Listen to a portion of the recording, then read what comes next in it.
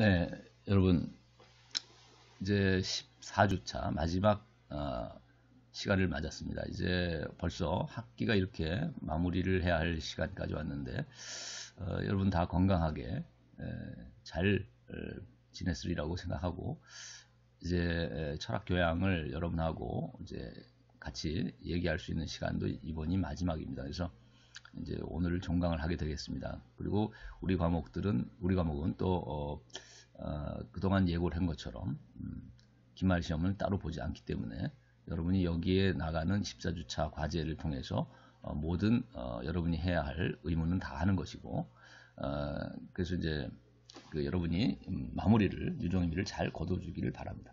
자, 그래서 마지막 주에 다뤄져야 할 주제는 크게 두 가지입니다. 하나는 현대 철학에 관한 정리입니다. 그리고 또 하나는 이제 영화 뷰티풀 마인드를 하나의 재료로 삼아서 소재로 해서 현대 철학을 다룬 중에서 마지막에 다루는 그 프랑클의 의미 치료라고도 할 수 있고 또 뭐 로고테라피라고도 불리는 그의 그 철학 상담 치료의 방법을 적용을 해서 뷰티풀 마인드의 주인공이 조현병, 정신분열증으로부터 어떻게 그것을 극복해 나갔는가 하는 것을, 물론 이제 그 주위의 사람들, 특히 그의 아내죠. 그의 아내가 이 조현병 치료를 내쉬라는 주인공의 조현병을 옆에서 정말 헌신적으로 돌봐주고 격려해주고 또 치료하는데 치유해 나가는데 상당히 극복해 나가는 데 커다란 도움을 줬죠. 그래서 이렇게 도움을 줄 때 사실 의학자도 아니고 정신과 의사도 아니었던 아내나 또 내쉬 자신이 어떻게 해서 이것을 그러면 극복해 나갈 수 있었을까 했을 때 이 병을 우리가 철학 상담의 방법, 특히 로고테라피라고 하는 그 실존 철학을 도입해서 이제 정신분석과 결합했던 이 프랑클의 로고테라피라고 하는 그 의미 치료의 방법을 통해서 그가 무의미하고 자포자기할 수밖에 없었던 그의 삶으로부터 의미를 발견하고 또 그래서 삶의 의미를, 진정한 의미를 찾으면서 회복해 나갔다, 극복해 나갔다라고도 볼 수 있겠죠. 그래서 그 방법론이라고 할 수 있는 그것을 오늘 이제 다루고자 하니까 여러분이 그 방법론들을 한번 생각해보고 세 가지의 방법을 어떻게 여기 이 사람이 자신의 조현병을 극복해 나가는데 이 세 가지 방법이 어떻게 적용됐을까 한번 곰곰이 성찰해 본다면 여러분이 충분히 질문에 대한 답을 또 할 수 있을 것 같아요. 자, 그래서 이 14주차에 다뤄져야 할 그 주제는 우리가 조금 세부적으로 들어가자면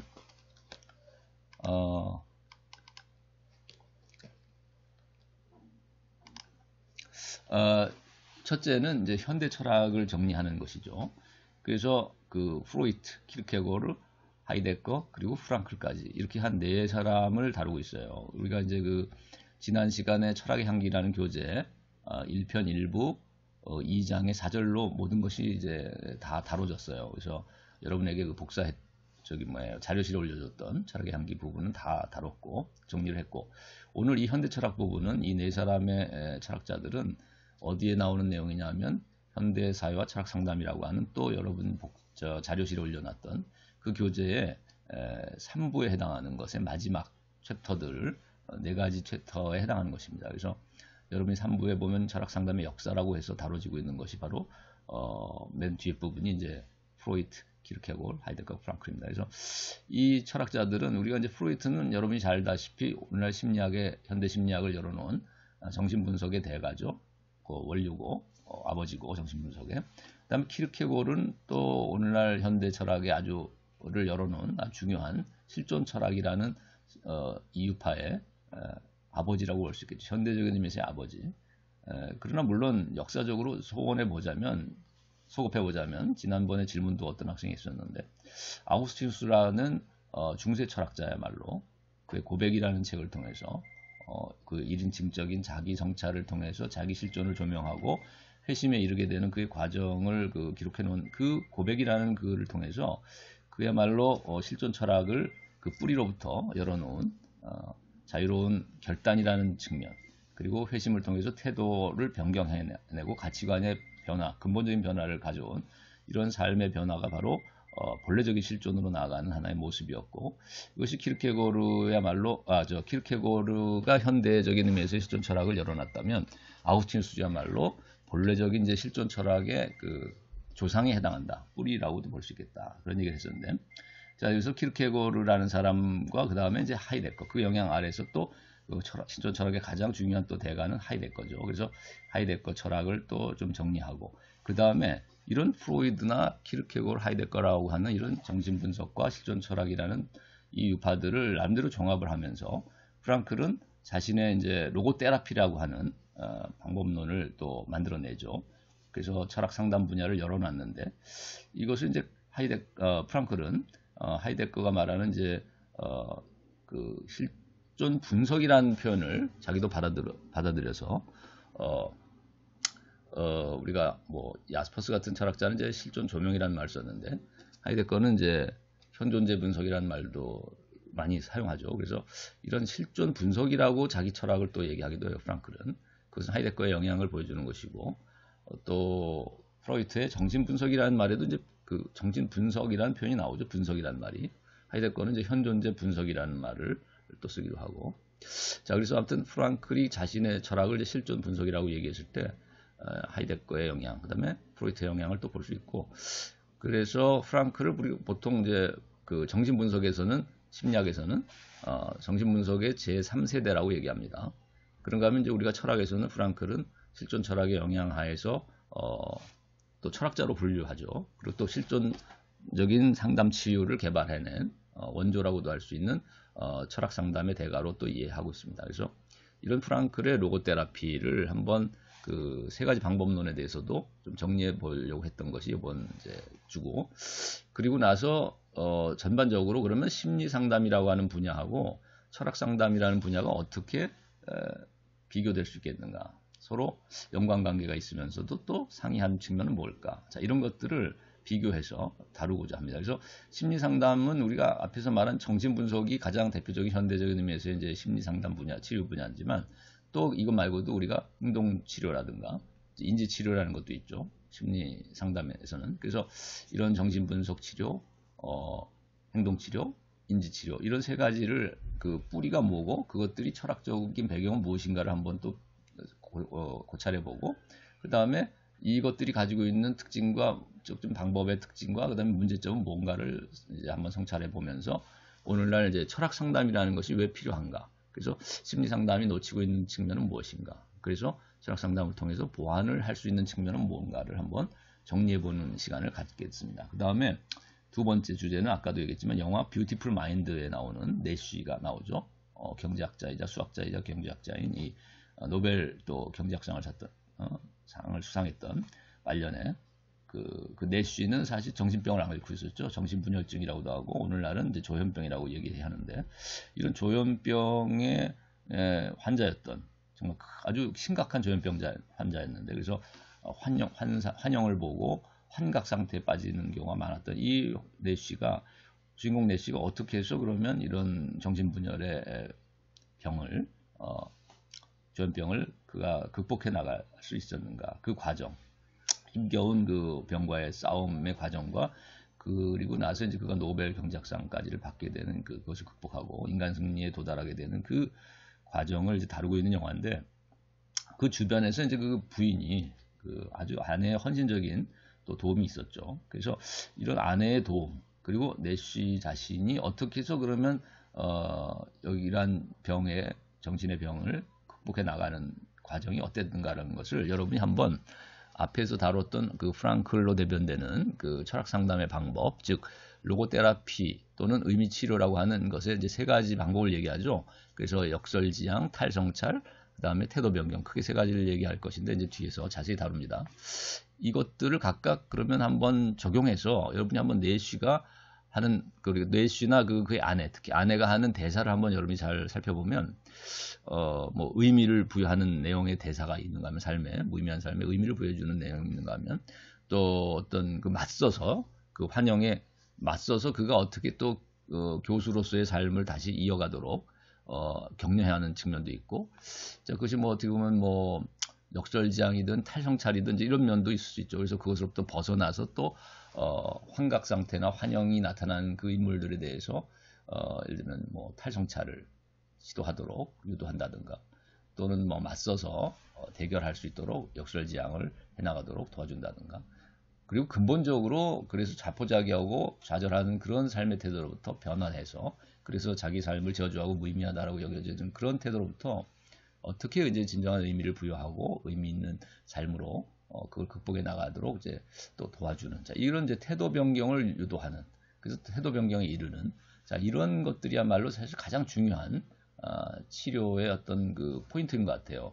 극복해 나갈 수 있었던 내쉬가 그래서 결국은 말년에 노벨상까지를 받게 되는 이런 인간 승리에 도달하게 되는 어떤 그 가장 핵심은 이제 태도 변경이 있다고도 보여질 수 있겠는데 자 이런 로고테라피의 방법을 한번 이론적으로 정리를 하니까 오늘 여러분 이걸 한번 구체적인 내쉬의 삶에서 어떻게 이런 방법들이 적용돼서 그가 조현병 정신분열증의 극복에 이르게 됐는가를 한번 여러분이 한번 되돌아봤으면 좋겠다. 그리고 또 가능하다면 본인들 각자 여러분 학생들 각자도 각자 자신의 우울증이든 불안이든 뭐 여러 가지 강박증이든 여러 가지 장애가 있을 수 있거든요. 의존성 인격 장애가 있을 수도 있고 또 여러 가지 뭐 공황 장애라든지 등등 여러 가지 마음의 병들이 또 조금씩 하나씩은 다 있어요. 누구나.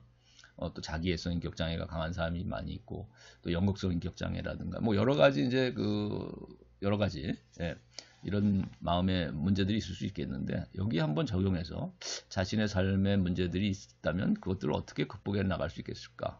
그래서 이 방법론 한 세 가지를 이제 여기서 정리한 내용들을 한번 실습한다 셈치고 자신의 어떤 마음의 문제들에 적용해서 그것들을 어떻게 극복할 수 있을까 한번 성찰을 해보는 것도 하나의 철학 상담을 실천하는 실습해 나가는 하나의 그 계기가 될 수 있겠다는 생각이 듭니다. 그래서 영화 속의 주인공이 어떻게 이런 철학 상담의 방법론, 로고테라피의 의미 치료 방법을 적용해서 극복해 나가는가 한번 해석해 보시고 영화를 또 자신의 삶에서 어떤 문제들이 있다면 그것들을 어떻게 극복하고 치유해 나가는데 이런 방법을 적용할 수 있겠는가 철학 상담의 방법을 그래서 하나의 그 철학 상담 또는 철학 실천을 하나를 해나가는 하나의 중요한 실습의 계기가 됐으면 하는 생각을 해봅니다. 네, 오늘 이런 내용들을 이제 앞으로 자세히 좀 다루도록 하겠습니다. 여러분 반갑습니다. 오늘은 학기의 마지막 주를 맞아서 14주차에 해당하는 강의를 시작하려고 합니다. 크게 두 가지 주제를 다룹니다.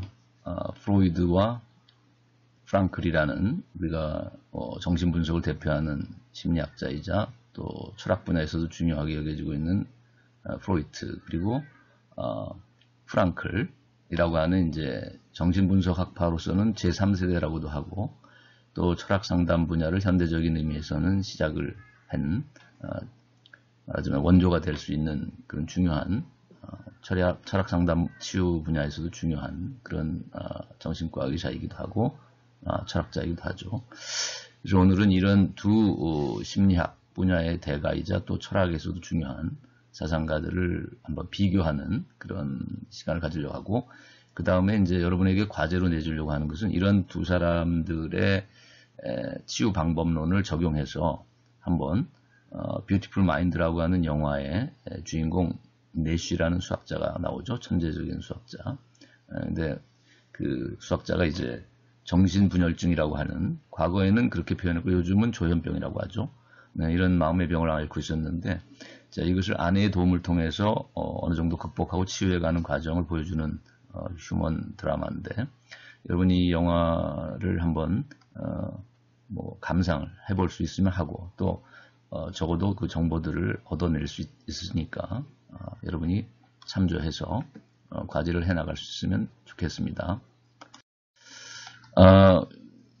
그래서 이제 우리가 두 사람의 심리학의 대가이자 또 철학 분야의 중요한 사상가를 비교하기 전에 우선 현대 철학의 흐름을 물론 매우 다양한 것이 현대 철학이고 가장 복잡한 것이 또 현대 철학 분야입니다. 그래서 그 사조들을 다 다룰 수가 없고 단지 이제 우리가 교재상으로 우리가 현대 사회와 철학 상담이라고 하는 그 자료실에 올라가 있는 교재가 있죠. 거기에 보면 이제 다뤄지고 있는 그 사상가들은 크게 이제 네 사람인데 프로이트, 키르케고르, 그리고 하이데거, 프랑클입니다. 그래서 사실 하이데거에 대해서는 이미 좀 많이 얘기가 나왔었죠. 실존 철학을 대표하는 철학자로. 그 다음에 그래서 오늘은 프로이트하고 이제 프랑클을 주로 다루기 때문에 프로이트에 대해서는 그 교재상으로는 이제 방어기제라는 제목으로 대표적인 표제를 뽑아서 인간 마음의 이런 정신의 병들의 원인을 그동안 그과는 달리 그동안의 심리학이나 철학에서는 이제 의식 차원에서 모든 문제들을 접근했는데 반해서 프로이트는 이제 무의식을 통해서 접근하려고 했죠. 그래서 꿈의 해석이라든가 그래서 거기에 억압되어 있었던 어떤 성충동이라든지 인간의 본능의 문제를 건드렸는데 그러다 보니까 이러한 그 무의식 속에 있는 본능과 또 무의식 속에 자리하고 있다고 생각했던 초자 슈퍼에고 그래서 본능적인 이드라고 하는 영역하고 그다음에 초자라고 불렀던 이 슈퍼에고의 이 두 영역이 어찌 보면 서로 갈등을 일으켜서 그 갈등을 조정하는 것을 이제 프로이드는 자아라고 생각했죠. 에고라고 생각했고 그래서 이런 이드 그리고 슈퍼에고의 갈등을 에고가 조절하는 자 이런 것을 이제 프로이드는 그의 마음의 구조로 이해하고 있는데 인간 마음의 구조로 여기에 대한 이제 이 갈등 조정하는 과정에서 무의식적으로 형성되는 것이 이제 방어 기제다라고 생각했어요. 그래서 뭐 억압, 부정, 뭐 반동 형성, 합리화 등등 뭐 가장 좋은 방어 기제로서 이제 승화도 얘기가 되지만 이런 여러 가지 이제 방어 기제가 교재에는 12가지를 언급하고 있죠. 그래서 여러분이 뭐 자세히 살펴보려면 그 교재를 좀 살펴보시기 바라고 이런 방어 기제 중에서도 건전한 이제 방어 기제라고 할 수 있는 것이 이제 승화라고 했고 또 유머 같은 것일 수 있겠는데 자 이런 것들을 통해서 인간 마음의 불안이라든지 또 이런 장애들 마음의 장애들 정신의 병들을 우울이라든지 또 뭐 여러 가지 신경증과 같은 이런 장애들을 이제 극복할 수 있는 해결책이 될 수 있겠다. 그래서 프로이드가 제시했던 것은 건전한 방어기제 형성이죠. 자아에 의한 무의식 속의 갈등들을 해결하는 건전한 방어기제 형성. 자, 그 다음에 우리가 하이데거를 다루기 전에 이제 사실 키르케고를 먼저 다루면 좋았지만 학기의 제한상 자세히 다루지는 않았고 교재에는 나와 있으니까 여러분이 한번 참고하시기 바라고 키르케고를 하면 가장 대표적으로 이제 현대적인 의미에서의 실존 철학을 열은 창시자고 이 사람이 주장하는 이제 실존의 3단계라는 것이 유명하죠. 그래서 어떤 미적인 사실 미적인 실존이라는 단계라는 것은 어찌 보면 이제 쾌락을 추구해 나가는 탐미적인 어떻게 보면 탐욕적인 이런 인간 삶의 실존을 이 사람은 이제 미적 실존이라고 봤죠. 그래서 좋은 의미에서의 어떤 예술적인 의미를 갖는다기보다는 여기서 말하는 미적은 감각적이고 본능적인 어떤 쾌락을 추구해 나가는 탐미적인 어떤 향락적인 실존을 말합니다. 그 다음에 두 번째 단계가 그걸 통해서 인간의 삶의 의미를 충족시킬 수가 없죠. 우리가 영화 사랑의 블랙홀에서 봤듯이 그 주인공이 반복되는 그 하루가 이제 지겹고 권태롭다 보니까 이제 일탈을 하고 쾌락을 추구해 나가고 탐욕적인 자기의 어떤 심지어는 범죄도 저질러 보고 그래서 마지막에 그러나 자살하고 마는 이런 또 모습도 보여지는데 자 이런 것들이 사실 탐욕적 실존 키르케고리 말했던 이런 미적 실존의 어떤 한계라고 볼 수 있는 거죠. 그래서 쾌락 추구의 삶이라는 것이 결코 인간의 궁극적인 의미나 가치를 거기서 발견하고 실현해 나갈 수 있는 자아를 실현해내는 어떤 궁극적인 그런 방법이 될 수 없다는 것을 이제 깨닫게 되는 것이죠. 쾌락주의적인 삶이라는 것은. 그래서 거기에 절망할 수밖에 없고 이러한 불만족은 결국은 이제 양심에 따르는 이것이냐 저것이냐라는 두 가지 갈래길을 선택하는 이런 양심적인 삶으로 나갈 수밖에 없는 도덕적인 실존으로 나갈 수밖에 없다는 것이 이제 키르케고르의 생각입니다.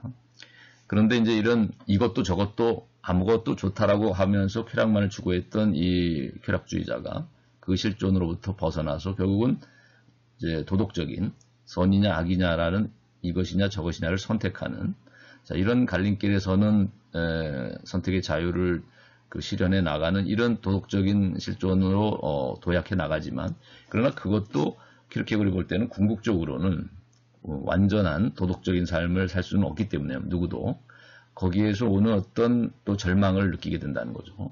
그래서 우리가 한용운 시인도 사실 양심적인 사람이었지만 우리가 또 가장 유명한 그 시인이 있죠. 네, 그 윤동주 시인의 그 하늘을 우러 한 점 부끄러 먹기를 잎새 있는 바람에도 나는 괴로워했다. 이 유명한 시가 있는데 그 시인이 노래했듯이 사실 하늘을 우러 한 점 부끄럼 없는 삶을 살고자 하는 것이 아마 도덕적인 실존이 추구하는 바일 것입니다. 그런데 그 누구도 사실 하늘을 우러 한 점 부끄럼 없다고 말해줄 수 있는 사람은 아무도 없다는 것이죠. 심지어 아마 그 윤동주 시인같이 순수한 삶을 살았던 양심적인 그 시인도 하늘으로 한 점 부끄러움 없기를 괴로워했다는 것이죠. 잎새 있는 바람에.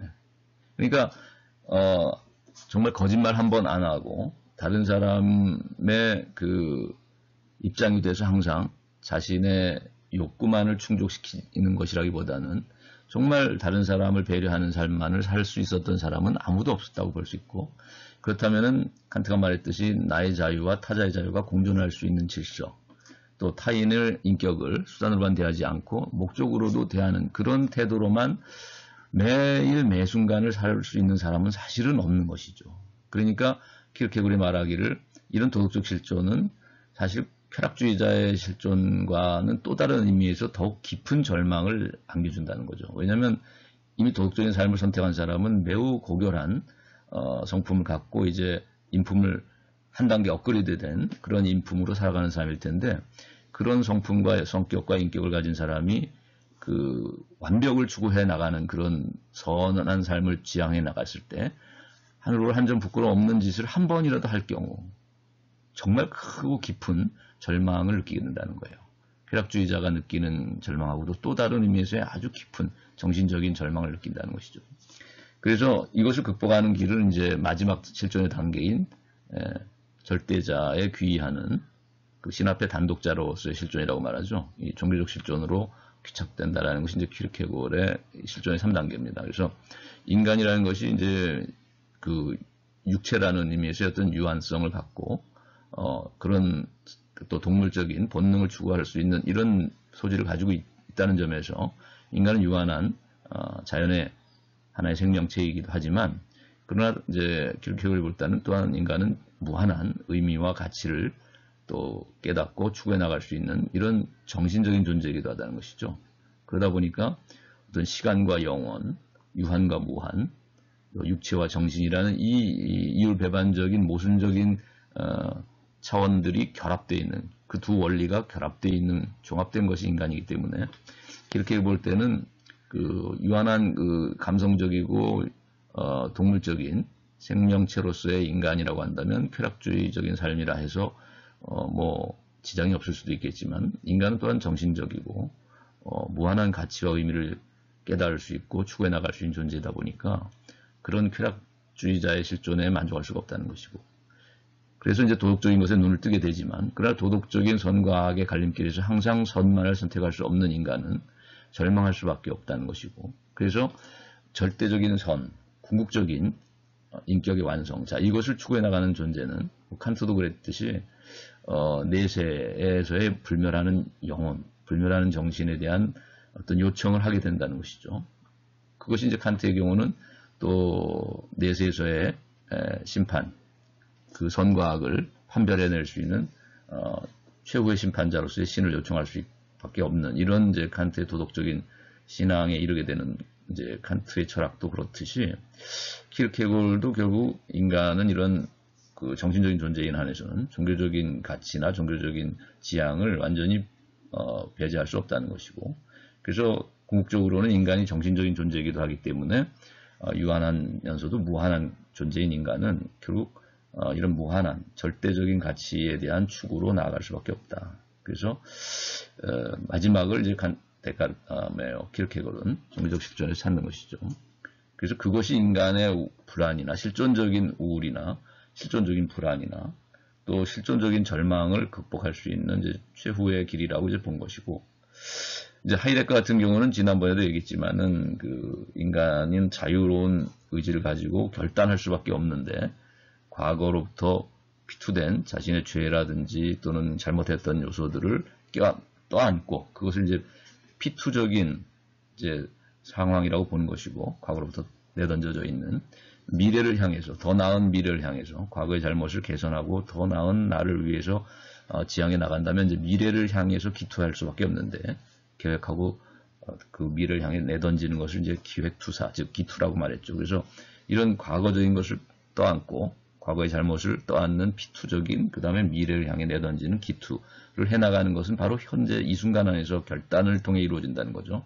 그래서 하이데거는 이런 것을 이제 과거와 미래와 현재가 종합되는 삼중의 종합으로서의 시간성이라고 얘기하고, 그래서 존재와 시간이라는 책에서 인간 존재의 궁극적인 어떤 본래적인 인간의 존재 방식은, 즉 본래적인 실존은 결단이다, 이렇게 얘기하는 것이죠. 피투적인 기투로서의 현재 이 순간 안에서의 결단, 이것이 인간 삶의 가장 중요한 시간성을 구성하는 구조고, 이런 시간성을 통해서 인간은 진정한 이제 존재의 의미를 찾게 된다는 것인데, 근데 후기에는 이제 이런 것이 이제 초기와는 달리 이제 존재의 부름에 응답하는 것으로서의 탈존이라는 말을 사용하게 됩니다. 그래서 초기에는 이제 양심의 소리에 응답함을 통해서 피투적인 기투를 해나가는 결단이라는 말을 썼는데, 후기에는 이제 존재의 부름에 응답하는 탈존으로서 인간이 참된 존재의 의미를 발견하고 존재 가치를 실현하게 된다는, 그래서 이제 본래적 실존에 도달하게 된다는, 이제 이런 얘기를 하게 되죠. 자, 그래서 오늘은 이제 프랑클을 또 다루고자 하는데, 프랑클은 아까 말한 이제 정신분석으로 치면은 제3세대라고 그랬죠. 제1세대가 프로이트고, 프로이트는 이제 생물학적인 인간의 이드, 본능을 굉장히 중시했죠. 무의식 속에 있는. 근데 이제 제2세대인, 융이나, 칼 융이나 또는 뭐 아들러라는 사람은, 이제 아들러 같은 사람은 집단, 그러니까 권력욕이라죠. 권력욕이라는 것에서 인간의 어떤 그 중요성을 찾는 것이죠. 인간 마음의 가장 중요한 요소가 이제 권력의 의지라고 본 것이고, 그걸 통해서 열등감이나 또는 우월감이라는 이런 인간 마음의 형성, 마음의 이제 이런 그 감정들이나 인간 의식이 형성되는데, 이런 열등감과 우월감을 이제 분석하는 것으로서 유명한 사회심리학자죠, 아들러는. 그러니까 이제 제1세대인 프로이트가 생물학적인 본능에서 인간 마음의 본질을 찾으려고 했다면, 제2세대인 아들러는 사회적인 의식이라고 할 수 있는 어떤 권력욕, 권력의지에서 찾으려고 했죠.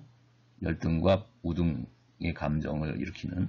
근데 이제 제3세대라고 할 수 있는 프랑클은, 빅토르 프랑클은 이제 오스트리아의 정신과 의사로서 정신분석의 1, 2세대를 다 거쳐서 공부한 사람이지만, 마지막 인간의 세 번째 차원이라고도 할 수 있는 생물학적인 본능이라는 차원, 그 다음에 사회적인 의식이라는 차원을 넘어서서 자유로운 정신이라는 차원을 중요시하게 된 것이죠. 그래서 프랑클은 인간은 이 세 가지 차원을 가진 존재이기 때문에 궁극적으로 인간이 우울하고 불안하고 또 여러 가지 뭐 공황장애든 뭐 여러 가지 강박증이든 이런 여러 가지 신경증이든 인간의 정신의 마음의 병들은 프로이드식으로 인간의 생물학적인 본능이라는 요소 차원을 가지고서만 접근해서는 해결될 수 없고, 또 인간의 또 아들러와 같은 권력의지나 사회적인 의식 가지고서만 접근해서도 해결이 되지 않는다는 거예요. 그래서 우울 같은 경우도 예를 들면 세 가지 차원의 우울일 수 있는데, 예를 들면 기질적인 차원에서의 기질적인 우울일 수 있다는 거예요. 그것은 뭐 인간이 가지고 있는 생물학적 차원하고도 연결되겠고, 또는 어떤 트라우마 때문에 생겼을 수도 있겠지만은, 그런 것들하고 달리 또 어떤 사회적인 인간관계 속에서 오는 이제 우울이 있을 수 있겠죠.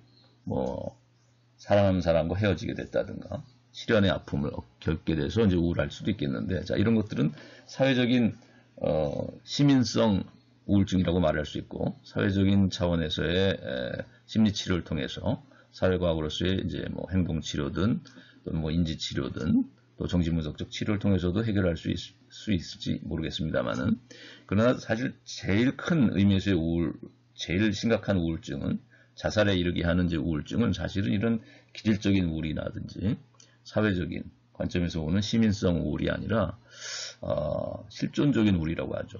그래서 이것을 정신인성이라고 말합니다. 정신인성 우울증이라고 프랑클은 얘기하는데, 그래서 이제 기질적인 우울, 그다음에 시민성 우울증, 그걸 넘어서서 정신성 우울증이란 이 세 가지 측면에서 이제 우울증도 세 가지 차원을 간다고 말하는데, 프랑클이 말하는 이 세 번째 차원, 정신성 우울증, 즉 실존적인 어떤 삶의 공허함이나 무의미로 인해서 오는 이런 우울증은 알약을 통해서 기술적인 우울을 치유를 할 수 있는 알약을 통해서도 안 되고, 치료가 또 사회적인 어떤 심리 상담을 통해서 정신분석이든 또 뭐 인지치료든 또 행동치료라는 이런 심리학적, 사회과학적 접근을 통해서도 치료가 되지 않는다는 거예요. 사실 오늘날 가장 심각한 이런 자살의 원인이 된다고 하는 이 우울증은 프랑클이 볼 때는 정신성 우울증이라고 보는 것이죠. 그래서 이제 우리가 이런 것들을 해결하기 위한 그 궁극적인 이런 삶의 무의미나 공허와 같은 실존적인 의미에서의 이런 정신질환을 치료할 수 있는, 극복할 수 있는 방법으로 제시했던 것은 이제 의미 치료의 방법들인데, 로고테라피라고도 하는 그 의미를 발견하게 해주는 방법이라는 것이죠. 치료 방법. 이제 그것은 어떤 고통의 상황이나 어떤 마음의 병이라는 이런, 또는 뭐 절망적인 인간의 이런 죽음이든 공포든 인간의 이런 절망적이고 고통스러운 상황으로부터 역설지향이라든가 또는 탈성찰과 같은, 궁극적으로는 이제 태도의 변경을 요구하는 것이죠. 그래서 태도 변경이라는 이 방법을 통해서 가치관의 변화가 이루어져야 된다는 것이죠. 예를 들면 뭐 항상 우울한 사람이 있을 수 있는데, 또 실존적인 공허함을 느끼고 살아가는 사람이 있을 수 있는데, 어떤 것으로도 채워지지 않는다는 거예요. 그것은 예를 들면 뭐 사회적인 뭐 돈벌이를 통해서든 뭐 직업을 통해서든 또는 뭐 취미를 통해서든 사회적인 또 인간과학 교제를 통해서든 또는 뭐 연애를 통해서든 어떤 것을 통해서도 물질적인 어떤 음식을 먹거나 뭐 쇼핑을 하거나 물질적인 소유를 통해서도 어떤 것으로도 채워질 수 없는 어떤 실존적인 공허를 느끼는 사람이 있을 수 있는데, 이런 사람은 결국 이제 자살이라는 것에 향해 갈 수 있는 사람이게 되겠죠. 이런 사람들은. 근데 이런 실존적인 공허를 극복할 수 있기 위해서는 궁극적으로는 이런 부정적이고 근본적인 이런 염세적인 가치관으로부터 긍정적인 삶을 긍정하는 태도로 바뀌어야 되는데, 자, 이런 것들이 바로 이제 태도 변경이라고 말할 수 있겠죠. 결국 가치관의 변화, 인생관의 변화, 세계관의 변화가 요구된다는 것이죠. 자, 이런 것들은 사실 어떤 행동치료나 사회과학에서 다루는 인지치료나 또는 정신분석을 통해서도 쉽게 이렇게 치료되기가 어려운 것이죠. 이것이 이제 프랑클이 말한 이제 의미치료이자 로고테라피를 통해서 이루어져야 한다고 하는 이제 태도 변경이라는 의미에서의 이제 치료 방법입니다. 자, 그래서 이런 문제들은 어떤 인간관을 전제하고 있고, 프랑클이 또 어떤 방법을 제시하고 있는가 하는 것은 좀 이따 다음에 이제 다루게 합시다. 네, 이제 프로이드의 정신분석에 관해서 앞에 간단한 얘기를 했는데, 이 그림을 보면서 도식적인 그림이 나와 있으니까 이것을 보면서 프로이트 정신분석의 배경이 되는 철학적인 어떤 사상, 그리고 프로이트 정신분석이 다루고 있는 인간 마음의 구조를 좀 이제 그림을 통해서 설명하려고 합니다. 우선 보면은 이 플라톤부터 시작해서 고대 철학 사상의 영향을 프로이트가 받았다고 자기 자신이 스스로 우리가 교재를 보면은 언급을 하고 있죠. 우리가 프로이트의 그 책에 보면은 우리 교재상으로는 184페이지인데 제가 그 참고 자료에 냈던 것은 페이지가 좀 다릅니다. 책으로 출판된 것을 봤을 때 그렇고, 그래서 여러분이 그 프로이트 항목을, 프로이트의 방어기제라고 하는 이제 그 철학상담의 역사 9장을 보면은 프로이트의 방어기제를 다루고 있는데, 거기에 한 장을 넘기면은 나와 있는 내용입니다. 그래서 철학자 플라톤의 에로스는 그 기원과 기능 그리고 성적 사랑에 대한 관계에서 볼 때 정신분석에서 말하는 사랑의 힘, 리비도와 정확히 일치한다. 이게 프로이트가 쓴 표현인데 그대로. 그래서 플라톤의 이 에로스라고 하는 리비도하고 이제 연결고리를 갖는 근원을 플라톤 철학에서 찾았다는 것이죠. 근데 우리가 왜 그 큰 세계관을 가지고 또 보자면은 플라톤이 이제 왜 동굴 밖 세계와 동굴 안의 세계를 구별했잖아요. 그래서 우리가 이제 플라톤이 생각한 이 동굴 안의 세계를 뭐 프로이트식으로 보자면, 인간 마음의 세계 안에서 찾자면은 인간 안에 있는 어떤 리비도, 이 무의식의 영역 안에 있는 이 이드, 그리고 슈퍼에고 이 두 가지가 무의식 속을 구성한다고 생각했거든요. 여기 보면은 이 수면 아래가 이제 무의식이잖아요. 그래서 이 가장 크게 이 뭐 슈퍼에고를 그려놨고 여기 이제 검게 보이는 약간 갈색으로 보이는 데가 이제 이드라는 말은 원래 그것이라는 뜻입니다. 영어로는 이제 it이라는 의미죠. 라틴어로 이드는. 그래서 그놈, 뭐 그것. 근데 이게 본능적인 어떤 충동을 의미하는 것이죠. 그래서 초기에는 이것이 이제 어떤 생존의 본능, 충동, 그리고 또 하나는 이제 성적 충동. 이것을 이제 이드라고 생각했는데 후기에는 프로이트가 이거를 둘로 어떻게 이야기하냐면 이제 리비도를 이제 아까 그 플라톤의 에로스하고 연결시켰죠. 그래서 이 이들을 구성하는 요소가 이제 에로스하고 플라톤의 근원하고 있는 에로스라는 말이 이제 그리스 말이죠. 이 에로스라는 말이 플라톤 철에서 나오니까 에로스하고 이제 또 하나는 타나토스로 이제 나누죠. 타나토스는 이게 죽음의 충동이라고 하는 것이고 에로스는 생명의 충동이라고 하는 것이죠. 그래서 이게 잘 글씨 쓰기 어려운 토스 힘듭니다. 이게 마우스로. 네, 그래서 이 타나토스라는 말하고 이제 에로스라는 이 그리스 말을 써서 이게 다 이제 그리스 신화나 그리스 철학에서 나오는 용어인데 이것이 이제 이드를 구성한다고 보는 것이죠. 그래서 무의식 안에는 크게 이제 이런 이드하고 슈퍼 에고가 자리 잡고 있는데 무의식 안에 이 빙산의 이 저 밑뿌리잖아요. 수면 아래 이 무의식을 영역을 이 두 가지가 크게 차지하고 있는데 그 중에서 이들을 구성하는 그놈이라고 하는 이 그것이라고 부를 수 있는 구성하는 것은 이제 에로스와 타나토스다라는 것은 이제 후기에 그렇게 얘기하고 있어요. 초기에는 생존의 본능하고 이걸 다른 말로 이제 리비도라고 표현했죠. 초기에 리비도 생명의 충동이자 이것이 이제 성적 충동이기도 한 성적 본능이라고 하든 리비도 에로스. 근데 후기에는 이걸 에로스라고 다시 말하죠. 그래서 에로스하고 이제 타나토스가 이드 그것을 구성하고 있다. 본능을 구성하고 있다. 인간의 충동. 자, 그래서 이것이 사실은 이런 에로스적인 측면은 플라톤의 경우는 정욕이라고 할 수 있는 걸 거예요. 에로스라는 측면이 이드의 가장 중요한 요소인 또 리비도라고 하는. 그래서 그 다음에 또 하나 이제 의지인데 이 플라톤에게서 의지에 해당하는 것이 이제 이 슈퍼에고 이 의지에 해당하는 것이 말하자면 기계라고도 변화하는 의지가 해당하는 것이 아마 이 타나토스 즉 슈퍼에고를 뜻한다고도 볼 수 있겠다. 그래서 그런데 이제 이런 두 가지의 이 무의식 안의 갈등 요소를 조정하는 것이 이제 의식인데 수면 바깥에 이 의식을 구성하는 것은 플라톤의 경우는 이제 아마도 이성적인 측면일 수 있을 것 같아요. 그래서 이지적인 능력이 이제 인간의 의지와 정욕이라는 두 말을 고삐를 쥐고 조절하고 그것을 이제 두 쌍두마차의 비율을 얘기했었잖아요. 인간 영혼의 3분설 얘기하면서. 그러니까 인간 마음의 영혼의 구조는 이성이라는 의식적인 이성이라고 하는 이런 마부가 말 잘 듣는 말인 의지와 말 안 듣는 말인 이제 검은 말인 정욕, 흰 말인 의지 두 가지의 말을 조정해 나가는 자 이런 마부의 역할을 하는 게 이제 이성이다라고 했는데 또 이런 구조가 프로이드에게는 그대로 이런 신화적 설명이 플라톤에 그저 가져가서 에고가 이제 의식이죠. 이 에고라는 게 이제 의식 차원. 이 응이라고 할 수 있는 것이 이제 플라톤의 이성에 해당하는 부분인데 이 의식 차원의 에고가 무의식 차원의 이 슈퍼 에고와 이들을 말하자면 갈등을 조정해 나가고 통제해 나가면서 일상을 영위하는 것. 그리고 이 갈등이 이제 이 이드 차원이 너무 이게 과대하게 표출됐을 때 어떤 신경 장애, 어떤 정신의 장애들이 생겨난다고 보고 그래서 이것들을 조절하는 이제 의식의 방어 기제, 에고의 방어 기제들이 매우 중요하게 되는 것이죠. 그 중에서도 좋은 방어 기제가 이제 승화라고 얘기했죠.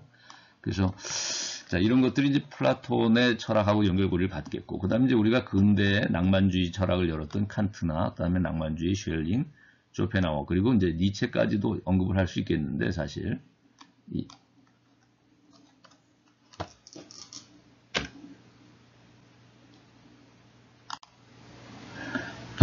이 칸트의 경우는 사실 현상의 세계와 이제 자체의 세계를 나눴잖아요. 그래서 현상의 세계를 이제 뭐 섬에 비유했는데, 빙산의 일각인. 그리고 그 보이지 않는 밑뿌리에 해당하는 더 크고 무한한 영역이 이제 자체의 세계다. 이게 있는데, 그 칸트의 경우 이 자체의 세계는 과학이 다룰 수 없는 영역이라고 했잖아요. 그래서 이성적인 사고를 통해서 다 드러낼 수만 없는 과학적인 지성을 통해서는, 물론 이제 칸트는 실천이성이라고 하는 도덕적인 선한 의지를 통해서 접근을 할 수 있다고는 생각했죠. 이것이 이 현상의 뿌리가 될 수도 있고 근거가 될 수도 있는 이 자체의 세계를.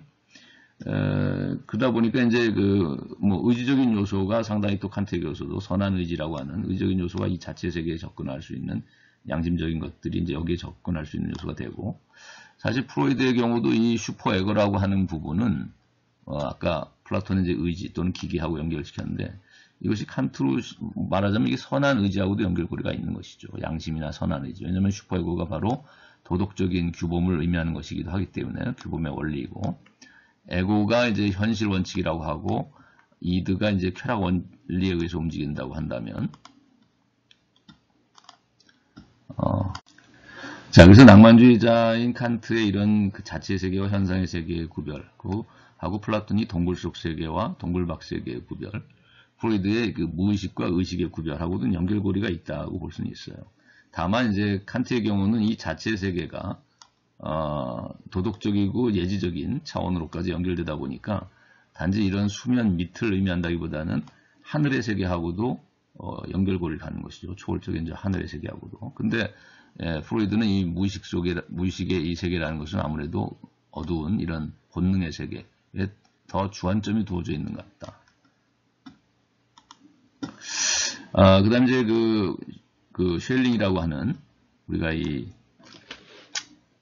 그 낭만주의 철학자의 경우에도 보면 이 근거라는 것이 인간 삶에 있어서 이런 인간에 있어서의 그 의지적인 요소라고도 보고 있고, 이 근거라는 것이 또 그것이 이제 표면적인 이런 인간의 삶이라고 하는 이 실존의 밑보리를 차지하고 있다고 생각하고 있어요. 그래서 칸트의 그 현상 세계에 해당하는 것이 이제 쉘링의 경우는 이제 실존적인 삶의 세계가 되는 것이고, 여기서 사실 또 실존 철학이라는 것들이 실존 철학의 연원이 이제 쉘링의 이런 실존 개념에서 들어올 수도 있는 것이죠. 그다음에 이제 쇼펜하우어는 의지와 표상으로서의 세계라는 책을 썼다고 했죠. 그래서 그 쇼펜하우어는 현상의 세계라는 것이 겉에 드러난 세계인데 우리가 과학이 다루는 세계고, 이런 칸트가 말하는 현상의 세계, 플라톤의 이런 동굴박 세계라는 칸트의 이런 현상의 세계가 쇼펜하우어의 경우는 이제 그 표상의 세계라고 이해되고 있고, 과학이 다루는 그 밑바닥에 있는 뿌리가 되는 근거가 될 수 있는 가장 중요한 본질적인 요소는 의지라고 말할 수 있는 것이죠. 그래서 의지와 표상으로서의 세계라고 할 때 이 의지의 세계가 이 표상의 세계를 구조지우는 밑뿌리의 역할을 하고 근거 역할을 한다. 그래서 이런 낭만주의 철학에 있어서는 칸트, 쉘링, 쇼펜하우어에 있어서는 어떤 유사성을 갖는 것이죠. 이 세계관이 현상의 세계, 인간의 표면적인 삶의 실존, 그리고 이 표상으로서의 과학이 다루는 세계라는 것은 결국은 그 자체의 세계에 근거하고 있고, 그 뿌리가 내려져 있는 것은 이 근거는 이 자체의 세계인데 보이지 않는, 또 과학이 다룰 수 없는, 그것은 어떤 의지적인 요소하고 밀접한 관계가 있다. 칸트의 경우는 이제 선한 의지고, 쉘링에 있어서는 약간 무의식적인 근거라는 의미를 써서, 여기서 무의식이라는 말이 사실 가장 원조는 라이프니츠지만은 쉘링이 바로 직접적으로는 그 가장 먼저 근대 철학에 있어서 그 영향을 줬던 또 철학자라고 볼 수 있습니다. 쉘링이. 쇼펜하우어도 물론 그렇지만은, 그래서 이 무의식이라는 영역을 근거에 두고 있기 때문에 실존에 이것이 이제 프로이드에 영향을 줘서, 그러니까 프로이트는 사실 낭만주의 철학의 영향 하에서 나온 사람이라고도 볼 수 있습니다. 뿌리는 물론 또 플라톤까지도 소급할 수 있겠지만은 사실은 가장 그 자기 동시대의 철학자로서는 이런 쉘링이나 쇼펜하우어나 또 니체 같은, 니체는 이제 힘의 의지를 강조하죠. 그래서 모든 그 우리가 과학적인 어떤 인식이나 지식이나 이런 표상적인 우리의 알미라는 것도 그 힘의 의지에 의해서 좌우된다고 보는 것이죠. 권력의 의지나. 자, 이것이 아들러 같은 또 제2세대의 그 프로이트 이후에 나오는 아들러 같은 제2세대의 정신분석학자에게 영향을 줘서 권력욕이라고 하는 것이 인간 마음의 본질적인 요소다라고 하는 것은 바로 니체의 이런 권력의지, 그 다음에 쇼펜하우어의 이런 맹목적인 의지, 또 쉘링의 무의식으로서의 이런 근거가 되는 의지, 칸트의 선한 의지, 이런 것들이 프로이드의 이런 이드, 본능적인 욕망, 그 다음에 칸트의 선한 의지 개념은 여기 초자로서의 무의식을 차지하고 있는 초자, 양심의 원리, 도덕의 원리라고 할 수 있는 이 초자가 또 칸트의 이런 선한 의지로서의 자체 세계와 접근 가능한 자체 세계를 알 수 있는 이런 선한 의지하고도 연결고리가 있는 것이다. 네, 이제 프랑클의 로고테라피에 관한 설명을 좀 하려고 합니다. 그러니까 이제 교재도 좀 자세히 좀 다루고 있는 프랑클인데, 우선 그 인간관부터 살펴보면은 우리가 아까 그런 이제 서두에서 잠깐 얘기를 했어요. 인간관이 세 가지 차원을 갖는 인간을 이해하고 있어요. 하나는 생물학적 차원. 이것은 이제 프로이드가 가장 중요하게 여겼던 것이라고 그랬죠. 리비도라고 아까 이드, 그것을 구성하고 있는 핵심의 이제 리비도 또는 에로스라는 그 요소가 있는데, 성적인 충동이라고 할 수 있는, 또 생존 본능이라고 할 수 있는. 근데 이런 그 본능적인 차원을 강조하는 것이 이제 프로이트의 정신분석이다 보니까, 프로이트의 인간관에서 핵심을 차지하고 있는 것은 이런 생물학적인 본능적인 차원의 인간을 중요한 인간 본질로서 이해하는 것이죠. 그런데 인간은 이런 동물적인 본능만의 차원으로 이루어진 존재가 아니라는 것이죠. 그러다 보니까 제2세대 정신분석학자인 아들러 같은 사람이 아까도 얘기했지만 사회적인 차원에서의 인간, 즉 심리적이고 사회적 차원의 인간이라는 것은 어떤 권력을 추구하고 소유욕을 추구하고 권력욕을 추구하는 것이 이제 사회적인 인간이잖아요. 그러니까 인간의 이런 사회적인 심리 차원을 주목했던 것이, 인간 본질로서 주목했던 것이 바로 아들러 같은 프로이드 이후에 나왔던 정신분석학자고, 그런데 그 프랑클은 제3세대라고 그랬죠. 정신분석에 있어서는. 그러니까 프랑클은 이 또 철학 상담을 열어놓은 이제 철학자이기도 한 이 프랑클은 이런 생물학적인 동물적 본능 차원하고 또 심리 사회적인 이런 욕망의 차원만을 가지고서 인간을 이해할 수는 없다. 즉 인간은 세 번째 차원, 더 높은 차원을 갖고 있는데 그것은 정신적인 차원이다. 이렇게 얘기하는 것이죠. 그래서 이런 정신적 차원에서야말로 인간은 그 무한한 의미와 또 무한대한 가치를 추구해 나갈 수 있다는 거예요. 그러니까 뭐 우리가 물론 의미나 가치라는 것은 뭐 아주 낮은 차원에서부터 다 얘기할 수는 있죠. 우리가 동물적인 본능을 충족하는 것도 의미가 있고 가치가 있다고 말할 수 있어요. 우리가 먹고 사는 문제, 싸고 자고 하는 이런 것들을 충족시키는 것도 의미가 있고, 물론 유의미하고 뭐 가치 있다고도 말할 수 있지만, 생물학적 가치를 얘기할 수 있지만, 생존 가치를. 그러나 그것으로 인간의 가치가 충족되는 것은 아니고 그것으로서 삶의 의미가 충족되지 않는다는 거죠.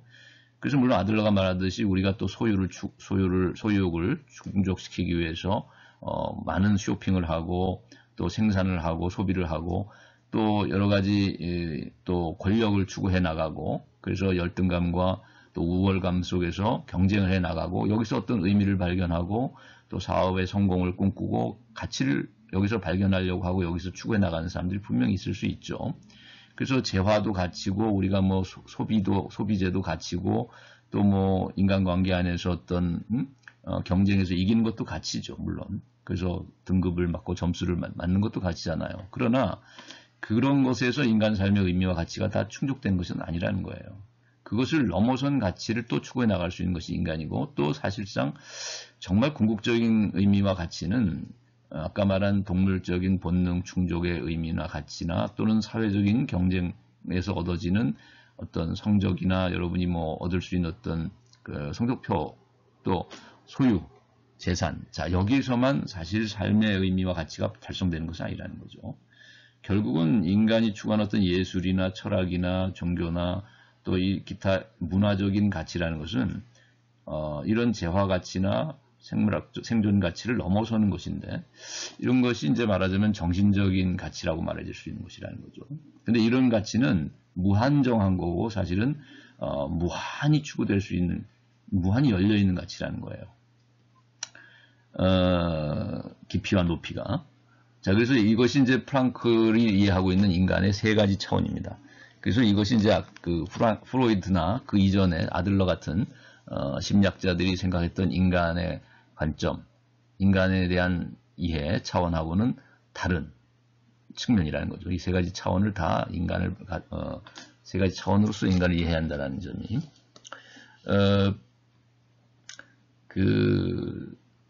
우리가 아까 뭐 그 그림을 가지고만 잠깐 다시 이해해 보려면 프로이트는 사실 또 아들러도 두 가지 차원 정도로 인간을 이해했다고도 볼 수 있겠죠. 우리가 수면 위의 차원과 수면 아래 차원, 즉 무의식의 차원과 이제 의식의 차원이라고 한다면 무의식의 차원을 구성하는 것을 이제 생물학적 차원이라고 생각했던 거고 동물적인 본능이라든 것이 지배하는 이드나 그리고 이제 사회적 차원을 구성하는 것이 이제 인간의 의식적인 심리 차원인데 이것이 이제 아들러가 생각했던 또 프로이드가 생각했던 의식, 자아라고 하는 에고가 활동하는 이제 영역이라고 볼 수 있는 것이죠. 그래서 리비도와 에고, 이드와 에고의 이런 그 두 차원을 가지고서 인간을 이해하려고 했던 것이 어찌 보면 그 이전의 심리학자들이라고 봐야 되겠죠. 프로이트나 아들러.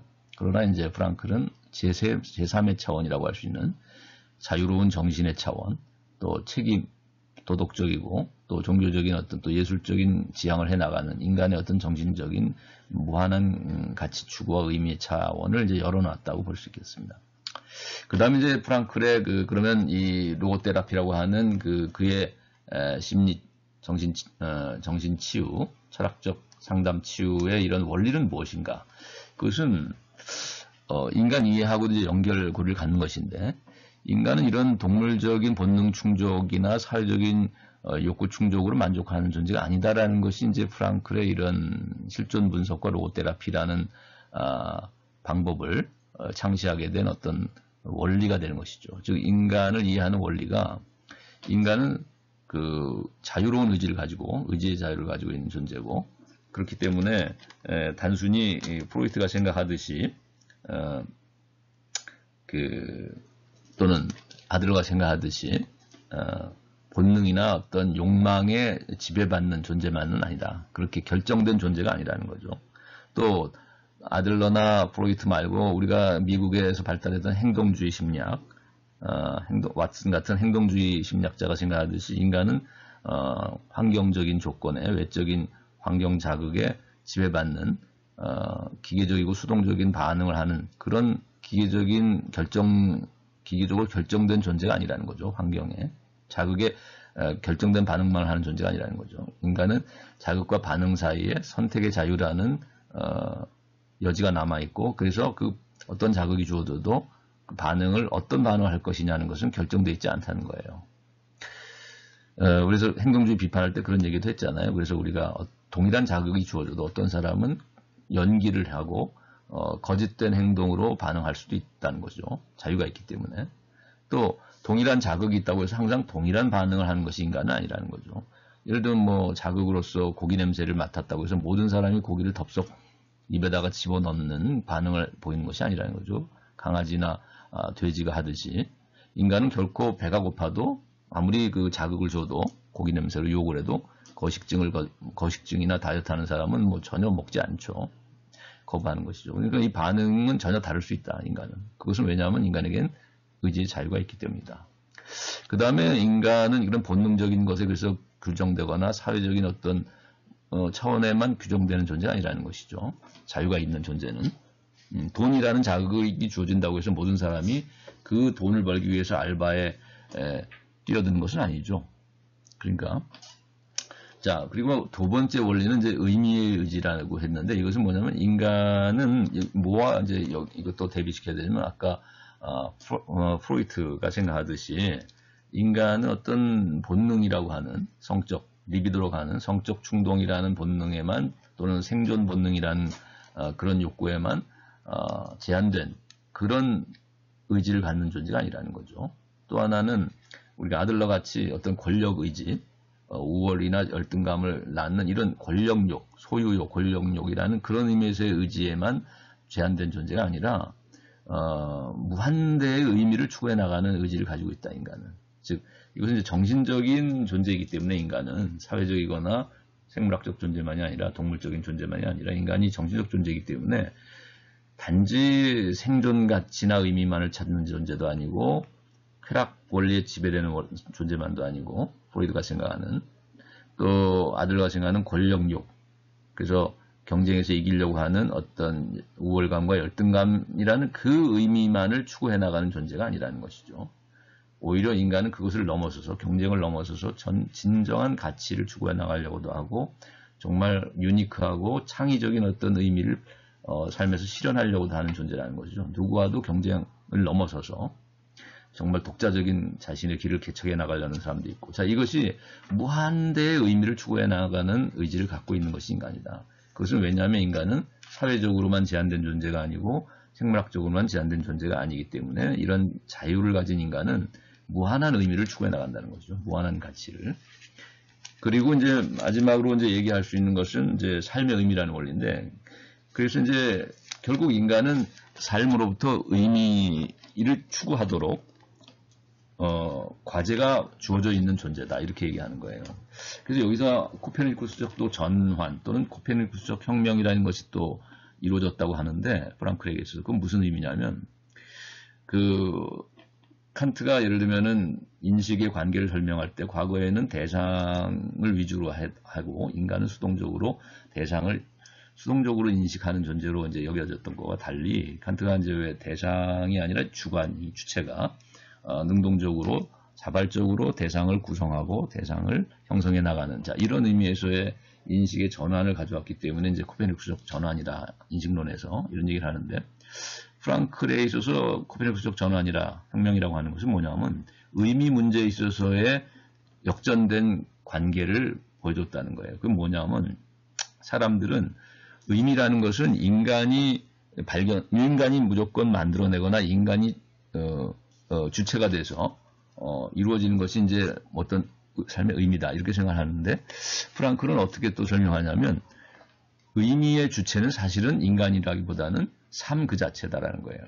이것은 뭐와 우리가 연결시켜 보면 좋냐면은, 우리가 하이데거의 실존 철학의 영향을 이 사람이 받아서 로고테라피라는 이 치유 방식을 실존 분석이라는 말을 썼다고 했단 말이에요. 초기에는 또 동의어로 쓰기도 하고, 이 실존 분석이라는 말은 이제 하이데거 용어라고 했죠. 현존재 해석학을 이제 실존 분석이라는 말로도 썼기 때문에, 그래서 그 하이데거 영향이 있다고도 보여지는 것인데, 그 프랑클에 있어서의 삶 그 자체라는 것은 하이데거에 있어서는 존재 자체하고도 같은 의미인 것 같아요. 그래서 하이데거의 후기 철학에서 그런 얘기를 했죠.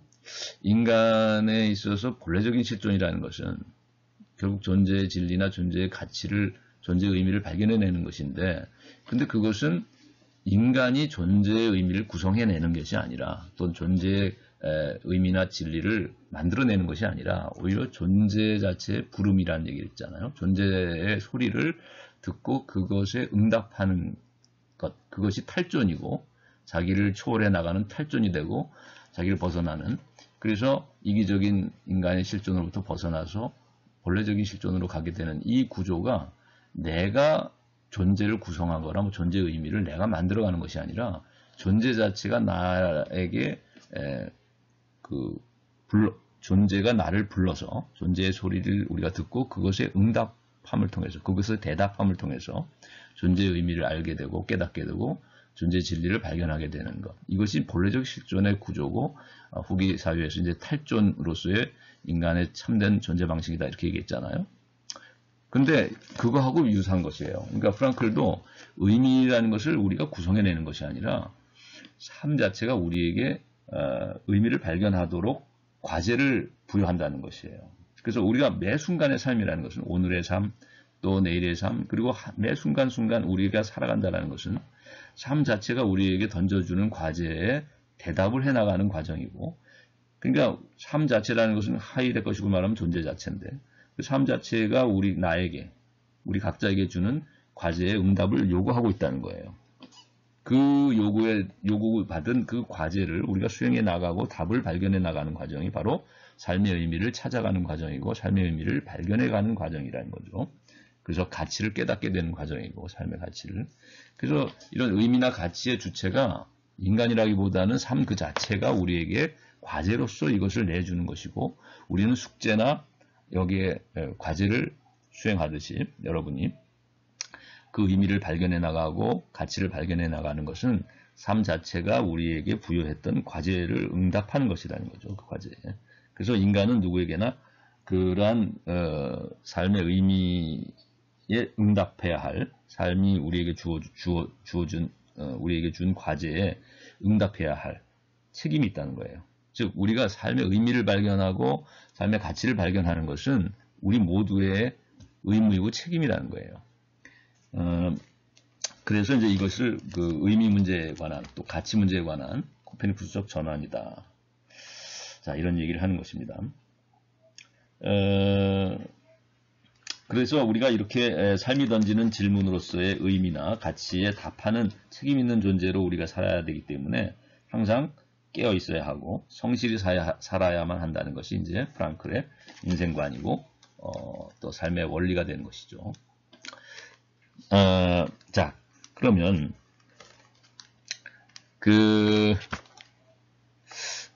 조금 부연을 하자면 삶의 의미를 그래서 우리가 이제 삶이 우리에게 주는 과제라고 했는데 삶의 의미를 찾고 발견하는 것은 그럼 우리가 이제 이런 과제를 이행함을 통해서 깨닫게 되는 의미나 삶의 가치는 한 세 가지 종류가 있을 수 있다는 거예요. 하나는 우리가 이제 교재도 나오는 것처럼 창조 가치라는 것이고 또 하나는 경험 가치라고 하는 것이고 또 하나는 태도 가치다. 근데 이제 창조 가치라는 것은 우리가 일과 노동을 통해서 발견하는 가치가 되는 것이고 또 경험 가치라는 것은 어떤 타자와의 만남을 통해서 발견하게 되는 경험 가치라는 것은 또 하나는 이제 태도 가치라는 것은 가장 대표적인 것이 우리에게 주어지는 한계 상황, 인간의 유한성, 즉 어떤 고통이라든지 어떤 죽음이라든지 또 인간의 어떤 죄의 문제, 이런 인간이 그 갈등을 겪고 있는 이런 고통의 문제에 대한 우리의 반응, 우리의 책임과 관련되는 것이 바로 태도 가치라는 거죠. 그래서 우리가 가장 이제 중요시하는 것이 어떻게 보면 또 태도 가치인 거죠. 그래서 우리가 사랑이라는 것도 이제 세 가지 관점에서 얘기할 수 있을 것 같아요. 이런 세 가지 가치의 관점에서. 예를 들면 어떤 사람은 아까 창조 가치라는 말을 했는데 어떤 일을 수행을 함을 통해서 어떤 사업을 벌임을 통해서 사업을 우리가 어떤 창업을 할 수 있잖아요. 여러분이. 그러면 이런 일을 통해서 일을 사랑하는 사람이 있을 수 있죠. 또 그 사업을 사랑하는 사람이 있을 수 있고 자기가 하는 거기서도 사랑이라는 의미를 쓸 수는 있겠죠. 그러나 그것만을 가지고 인간이 사랑의 의미를 다 발견할 수 있다고 할 수는 없고 삶의 의미를 살며 사랑하며 배운다라고 할 때 우리가 삶의 의미나 사랑의 의미는 또 두 번째 가치, 즉 경험 가치를 통해서 오히려 잘 보여줄 수 있는데 발견될 수 있는데 예를 들면 어떤 인격적인 타자를 사랑하게 되거나 또 누군가와의 관계 속에서 경험을 통해서 그 사람을 경험을 통해서 사랑을 하게 되는 것이죠. 그 사랑의 의미를 또 발견해야 되고 그를 통해서 이제 우리가 삶의 의미에 도달하게 되는 것이죠. 그런데 또 그것만으로 모든 삶의 의미나 사랑의 의미가 끝나는 것은 아니다.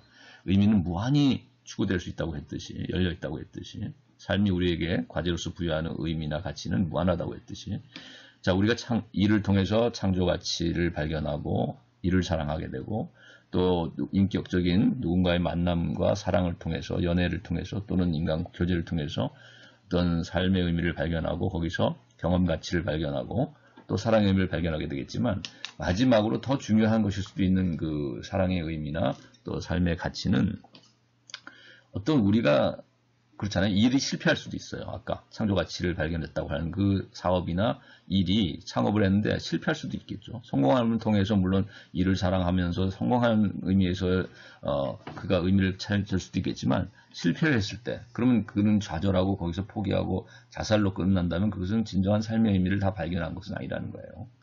오히려 허무함을 느끼고 공허함을 느끼고 자살한 사람이기 때문에. 그런데 우리가 창업을 해서 실패했다 하더라도 또 우리가 어떤 인간과의 교제를 통해서 연애를 통해서 사랑을 느꼈다고 해도 실현을 당할 수 있죠. 연애가 실패할 수 있죠. 사랑이 좌절될 수도 있겠죠. 그 인간관계 안에서의 사랑이. 그러나 그럼을 통해서 배신을 당할 수도 있고 그런 고통을 당했을 때 사랑에 배신을 당했을 수 있고 자기가 사랑했던 사업이 자기에게 실패를 안겨줄 수도 있고 믿었던 사람이 사랑했던 사람이 자기를 배신했을 수도 있고 실현당할 수도 있잖아요. 이랬을 때 이런 고통과 절망을 느낄 때 거기서 또한 우리가 태도 가치를 배울 수 있고 태도 가치를 발견하게 되는데 그러한 실패나 좌절 속에서도 배신을 통해서도 그 한계를 넘어설 수 있는 그러한 그 자신의 어떤 괴로운 고통을 넘어서서 초월할 수 있는 자 이런 선택. 자 이것이 이제 태도 변경을 요구한다고 아까 이제 얘기했죠. 방법론에서 마지막에 나오는 그 방법론에서 자, 이런 태도 변경을 요구할 수 있는 이런 태도 가치가 여기서 실현될 수 있다는 거예요. 그 태도 변경을 통해서 실현되겠죠. 이런 태도 가치는. 그래서 우리가 고통이나 실현당한 아픔, 또 창업했다가 사업의 실패, 자 이런 것들이 창조 가치나 경험 가치를 넘어서서 태도 가치를 통해서 이런 고통에 대한 우리의 태도 변경을 통해서 도달될 수 있는 가치라는 것이고 이것이야말로 어찌 보면 우리가 아픔만큼 성숙한다라는 말을 우리가 많이 하잖아요. 그랬을 때 그 아픔을 딛고 극복해 나가는 성숙을 가져다주는 인격의 성숙을 진정 가져다주는 그래서 진정한 사랑의 깊은 의미를 또 발견하게 되는 그 고통까지도 사랑한다는 것이죠. 우리가 진정한 사랑을 배운다는 것은 사랑이 주는 아픔까지도 시련의 아픔까지도 사랑할 수 있어야 되고 우리가 자기 사업이 실패했다 하더라도 그 사업의 실패를 통해서 교훈을 얻고 그것조차도 사랑할 수 있는 자가 진정한 사업가라고 할 수 있겠죠. 그래서 우리가 이런 태도 가치라는 것이 마지막 고통조차도 자신의 유한한 한계 상황조차도 끌어안고 그것을 극복해 나갈 수 있는 그래서 그 한계 상황을 초월해 나갈 수 있는 중요한 가치를 우리가 태도 가치다라고 말할 수 있겠다. 그리고 그것은 나중에 나오는 방법론으로서는 태도 변경을 통해서 도달할 수 있는 가치일 수 있겠다. 거기서 발견될 수 있는 궁극적인 삶의 의미이고 궁극적인 사랑의 의미일 수 있겠다. 자, 그래서 이제 마지막으로 로고테라피의 방법을 얘기하자면 우리가 아까 말한 어떤 정말 비극적인 상황이라고 말할 수 있는 이제 뭐 프랑클이 비극의 3대 근원이라고 했던 것이 이제 고통이라든지 인간의 죽음이라든지 또는 어떤 죄의 문제 이런 것들을 이제 비극적인 3대 근원이라고 했는데 이런 비극적 상황 속에서 대표적인 게 고통이잖아요. 아까 뭐 실연의 아픔, 배신의 아픔, 사업 실패의 아픔, 자 이런 고통, 자 또 물리적인, 육체적인 고통, 자 이런 고통이라고 하는 인간의 한계 상황으로부터 인간이 스스로 초월해 나갈 수 있는 방법이라는 거예요. 그것은 이제 우리가 사회적 거리두기라는 말을 요즘 병으로부터 코로나19 때문에 이제 뭐 사회적 거리두기라는 말을 쓰는데 사실 프랑클의 이런 방법론은 어떤 이런 고통으로부터 또 인간의 한계 상황으로부터 거리 두는 방법이라고 할 수도 있겠다. 이건 이제 정신적인 의미에서의 거리두기죠. 뭐 사회적인 이런 공간적인 공간 차원에서의 거리두기가 아니라 정신적인 차원에서의 거리두기라고 말할 수 있을 것입니다. 어떤 고통으로부터. 그것이 이제 자기를 초월해 나갈 수 있게 하고 진정한 삶의 의미나 가치를 발견하게 하는 방법일 수 있겠다는 거예요. 첫 번째 역설장이라는 것의 예는 예를 들면 우리가 어떤 생물학적 차원하고도 연결고리가 있어요. 예를 들면 뭐 안면 장애가 있어가지고 어떤 사람이 여기 그 안면틱이라고 그러죠. 여기 저 눈이 떨린다든가 여기 저 어떤 근육이 떨리는 장애가 있을 수 있는데 얼굴이 자꾸 얼굴 떨림이 생길 수 있잖아요. 그 다음에 손 떨림. 우리가 어떤 뭐 글씨 쓰려고 하면 손이 떨리는 사람이 있고 말을 하려고 하면 말이 더듬어지는 사람 있잖아요. 그 다음에 우리가 생겨나지도 않은 일을 미리부터 불안에 떠는 사람이 있어요. 그죠? 그 다음에 뭐 고소공포증이라든지 또 여러 가지 이제 뭐 폐쇄공포증이라든지 자 이런 요소들이라는 것은 어찌 보면 기질적인 요소일 수도 있겠고 또 생물학적인 또는 본능적인 요소하고도 연결고리가 있을 수 있겠는데 자 이런 것들로부터 벗어날 수 있는 자유로워질 수 있는 그 방법으로서 이제 역설지향이라는 것을 얘기하는 것이죠. 그래서 이제 이것은 용기 있게 그것에 맞서는 것인데 적극적으로 우리가 뭐 courage is doing what you are afraid to do 뭐 이런 말이 있다는 거예요. 그래서 우리가 용기 있게 맞선다는 것은 우리가 두려워하는 것을 직접 하는 것이라는 거죠, 오히려. 그래서 우리가 어떤 그 고소공포증 예를 들면 고소공포증인 사람이 번지 점프를 하는 거예요, 오히려.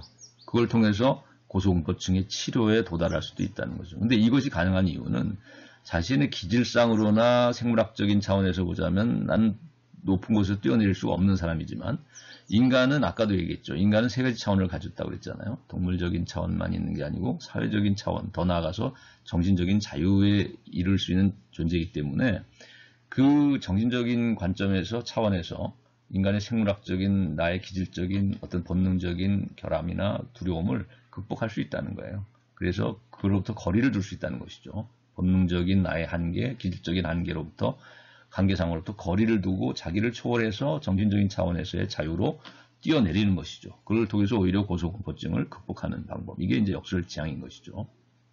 말 더듬인 사람도 마찬가지죠. 본능적으로 기질적으로 말을 더듬는 사람일 수 있는데 그런 사람이 오히려 스피치를 뭐 적극적으로 연습을 하거나 아주 웅변학원에서 웅변을 배우는 사람. 자, 이런 행동을 통해서 역설지향이라고 할 수 있는 것이죠. 말더듬을 오히려 극복해 나가는. 자, 그 다음에 탈성찰이라는 것은 이제 소극적인 하나의 태도일 수도 있겠지만 이것은 뭐냐면 예를 들면 뭐 불면증을 극복하는 방법, 임포텐스를 치료하는 방법인데 이것은 너무나 사회적 차원으로부터 이제 거리두기라고도 볼 수 있을 것 같아요. 그러니까 우리가 불면증이나 임포텐스라는 것은 성적 기능 장애 이런 것도 심리적인 요인이 크다고 그랬잖아요. 시민성이라고 그러는 것이죠. 뭐 우리가 역설지향에서 다루는 안면틱이나 뭐 아까 고소공포증이 어떻게 보면 기질적 장애일 수도 있을 수 있지 모르지만은 예를 들면 불면증이나 임포텐스 같은 경우는 시민성 장애일 수 있을 거예요. 정신질환으로 치면은. 근데 그런 시민성 차원이라는 것은 아까도 말했지만 인간의 어떤 사회적 차원을 의미한다면 사회적 의식 차원을 뭐 불면증이 온 이유가 있을 수 있을 거예요. 사회적 관계 속에서 뭐 스트레스를 받아가지고 뭐 과제를 해야 되는데 내가 과제를 시험이 앞두고 또는 과제를 해야 되는데 과제가 밀려서 계속 밤을 새우다가 결국 불면의 밤을 보내게 되는 이런 사람도 있을 수 있고 또 인간관계에서 실패해가지고 실현당해서 잠을 못 이루는 사람도 있을 수 있고 자 이런 것들은 사회적 의식 차원에서 오는 인간의 그 시민성 장애일 수 있을 것 같아요. 근데 이것을 극복하는 것도 역시 인간은 그것보다 더 높은 정신의 차원을 가진 존재고 자유로운 선택할 수 있는 존재이기 때문에 그 사회적 차원에서 이루어지는 자신의 불면의 의식이나 또는 의식적인 불면증 그 다음에 시민성 장애로 오는 성적인 장애 이런 것들을 극복해낼 수 있는 것인데 그것은 우리가 불면증의 원인이 되는 것들을 자꾸 생각하니까 이제 잠을 못 이룬단 말이죠. 그러니까 그것으로부터 탈성찰이라는 것은 그것을 의지적으로 정신적 차원에서 그것을 오히려 무시하는 것이죠. 그래서 예를 들면 뭐 어느 것에 계속 꽂혀가지고 잠을 못 자는 거거든요. 어떤 뭐 문제점, 내가 해야 할 일, 과제, 이것들에 대한 또 인간관계에 대한 두려움, 뭐 이런 것 때문에 계속 거기에 생각이 꽂혀서, 집착하게 되니까 이제 잠을 못 자는데, 또 우리가 성적인 행동도, 성적 기능도 장애도 그렇죠. 시민성으로 오는 경우가 많은데, 그것도 잘해야 되겠다는 것 때문에 오히려 못하는 수가 있는 것이죠. 과도하게 거기에 집착하다 보니까 의식적으로. 그러니까 오히려 이제 그것을 무시하고 의식하지 않는 것이 이제 탈성찰인데, 그러려면 이제 뭐 다른 관심을 갖는 것이 좋죠. 다른 것을 의식화하고 다른 것에 관심을 두게 되면 취미를 갖게 되거나 자연스럽게 불면증이 해소될 수 있고, 잠을 자야 되겠다라는 의식에 너무 집착하지 말고, 또 잠을 못 이루는 어떤 사건에 너무 집착하지 말고, 다른 것들에 관심을 갖고 좋은 일들을 생각하고 좋은 것들을 다른 것들을 추구해 나갈 때 치료가 될 수 있다는 것이에요. 자, 이것도 정신의 자유를 전제하는 것이라는 거죠. 그래서 사회적 차원으로부터의 거리두기라고도 볼 수 있겠죠. 자기가 집착하고 있는 사회적인 의식으로부터의 거리두기, 자기 초월. 그 다음에 마지막으로 얘기할 수 있는 것은 아까 말했던 태도 변경입니다. 태도 가치를 발견하게 하는, 우리가 정말 비극적이고 어떤 고통을 당하는 이 상황으로부터 근본적으로 극복하는 것은 또 실존적인 공허함이랄까 또 무의미함에서 오는 이런 우울, 절망감, 이것이 가장 무서운 것인데 정말 자살에 이르게 하는, 죽음에 이르게 하는 병일 수도 있는 것은 이런 실존적인 공허함이고 무의미함일 텐데 어떤 것으로부터 채워질 수 없는 것이라는 거예요. 우리가 생물학적인 먹는 거, 뭐 자는 거, 또 뭐 사회적으로 뭐 소유나 어떤 뭐 권력이나 우리가 경쟁에 승리하는 것, 사업, 자 어떤 것을 통해서도 채워지지 못하는 공허함, 그 삶의 무의미함. 자, 이것은 실존적인 것이고 정신인성 장애라고 볼 수 있는데, 자, 이런 정신적인 차원에서의 공허함이나 무의미함이라는 것은 결국 어떻게 해서 극복할 수 있겠는가? 태도의 변경을 통해서 가능하다는 거예요. 그러니까 우리가 염세주의자가 정말 낙천주의자가 된다는 것은 쉬운 건 아니지만 그럼에도 불구하고 그것이 가능하다는 거예요. 불가능한 것은 아니다. 우리가 항상 우울하고 항상 비관적인 사람이 어떻게 해서 부정적인 태도로만 세상을 보던 사람이 긍정적인 태도로 세상을 볼 수 있겠는가? 우리가 이제 뭐 그 영화 그 사랑의 블랙홀에서도 그런 얘기가 있잖아요.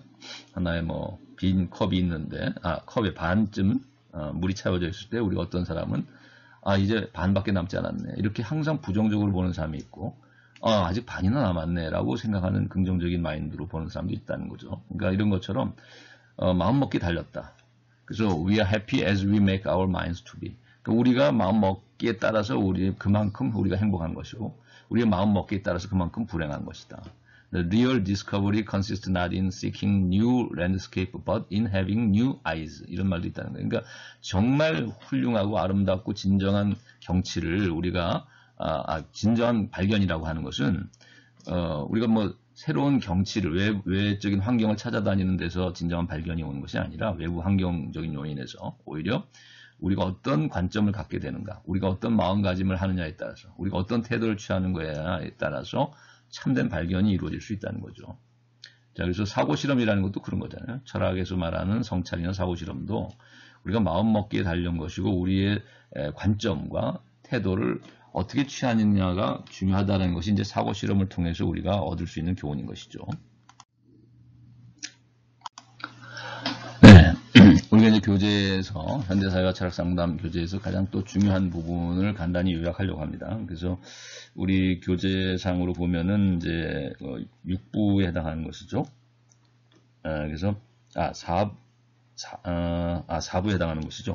4부에 해당하는 그 심리상담과 철학상담, 거기서 1장, 2장, 3장이 바로 정신분석, 행동치료, 인지치료. 자, 이런 기존의 심리상담들의 그 철학적인 배경이 뭐고, 또 그것들의 문제점과 그것을 보완하기 위한 철학상담의 접근 방법에 대한 얘기를 다루고 있어요. 그래서 우리가 아까 인간은 세 가지 차원이 있다고 그랬죠. 동물적인 육체라는 생물학적 차원, 그 다음에 사회적인 의식이라고 하는 이런 심리적인 차원, 그 다음에 철학적인 정신이라고 하는 우리가 도덕적인 자유나 또 양심에 책임을 지는 삶이 가능한 이런 차원이라는 것이 있잖아요. 그래서 이런 육체와 의식과 정신이라는 이 세 가지 차원을 가지고 있는 인간은 결국 자연과학, 사회과학, 인문학이라는 이 세 가지 학문 분야를 통해서 접근할 수 있는 것이 인간이기도 하다는 것과 연결되고, 그래서 이게 상호 보완적이라는 것이죠. 우리가 자연과학이나 사회과학이나 인문학이 따로따로 분리돼서 존재한다고만 볼 수 없고, 이 세 가지 차원의 학문들은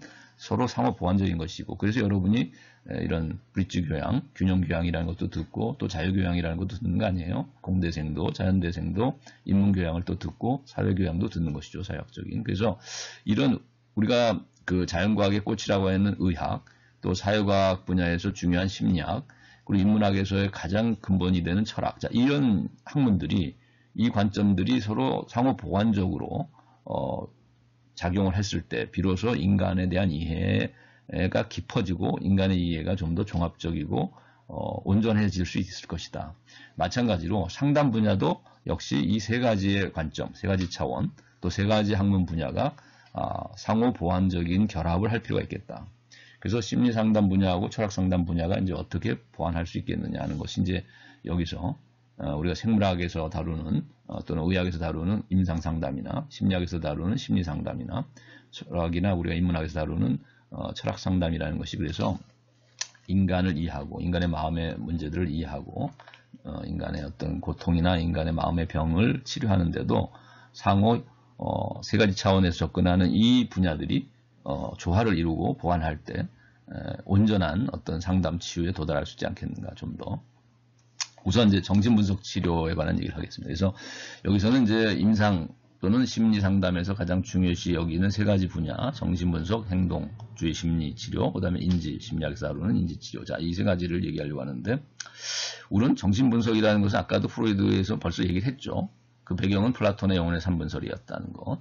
그 다음에 라이프니츠의 무의식 개념이나 쉘링의 무의식으로서의 근거 개념, 낭만주의자인 쉘링의. 그 다음에 칸트의 이제 그 세계관 안에서 보자면, 자체의 세계와 현상의 세계의 구별.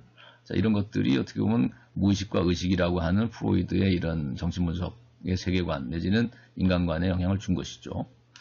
그 다음에 쇼펜하우의 이제 맹목적 의지나 니체의 어떤 힘의 의지, 이러한 개념이 프로이트의 무의식 개념에 영향을 직접 줬다고 얘기했죠.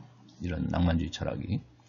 근데 이 그 정신분석적 치료의 방법론을 보게 되면 자유 연상을 한다고 그러죠. 상상을 통해서 자유롭게 연상을 하고 또는 이제 꿈의 해석, 우리가 최면이라는 것을 사용하기도 하지만 또 꿈의 꾼 내용들을 가지고서 이야기하게 함을 통해서 그 꿈의 상징들을 해석해 주죠.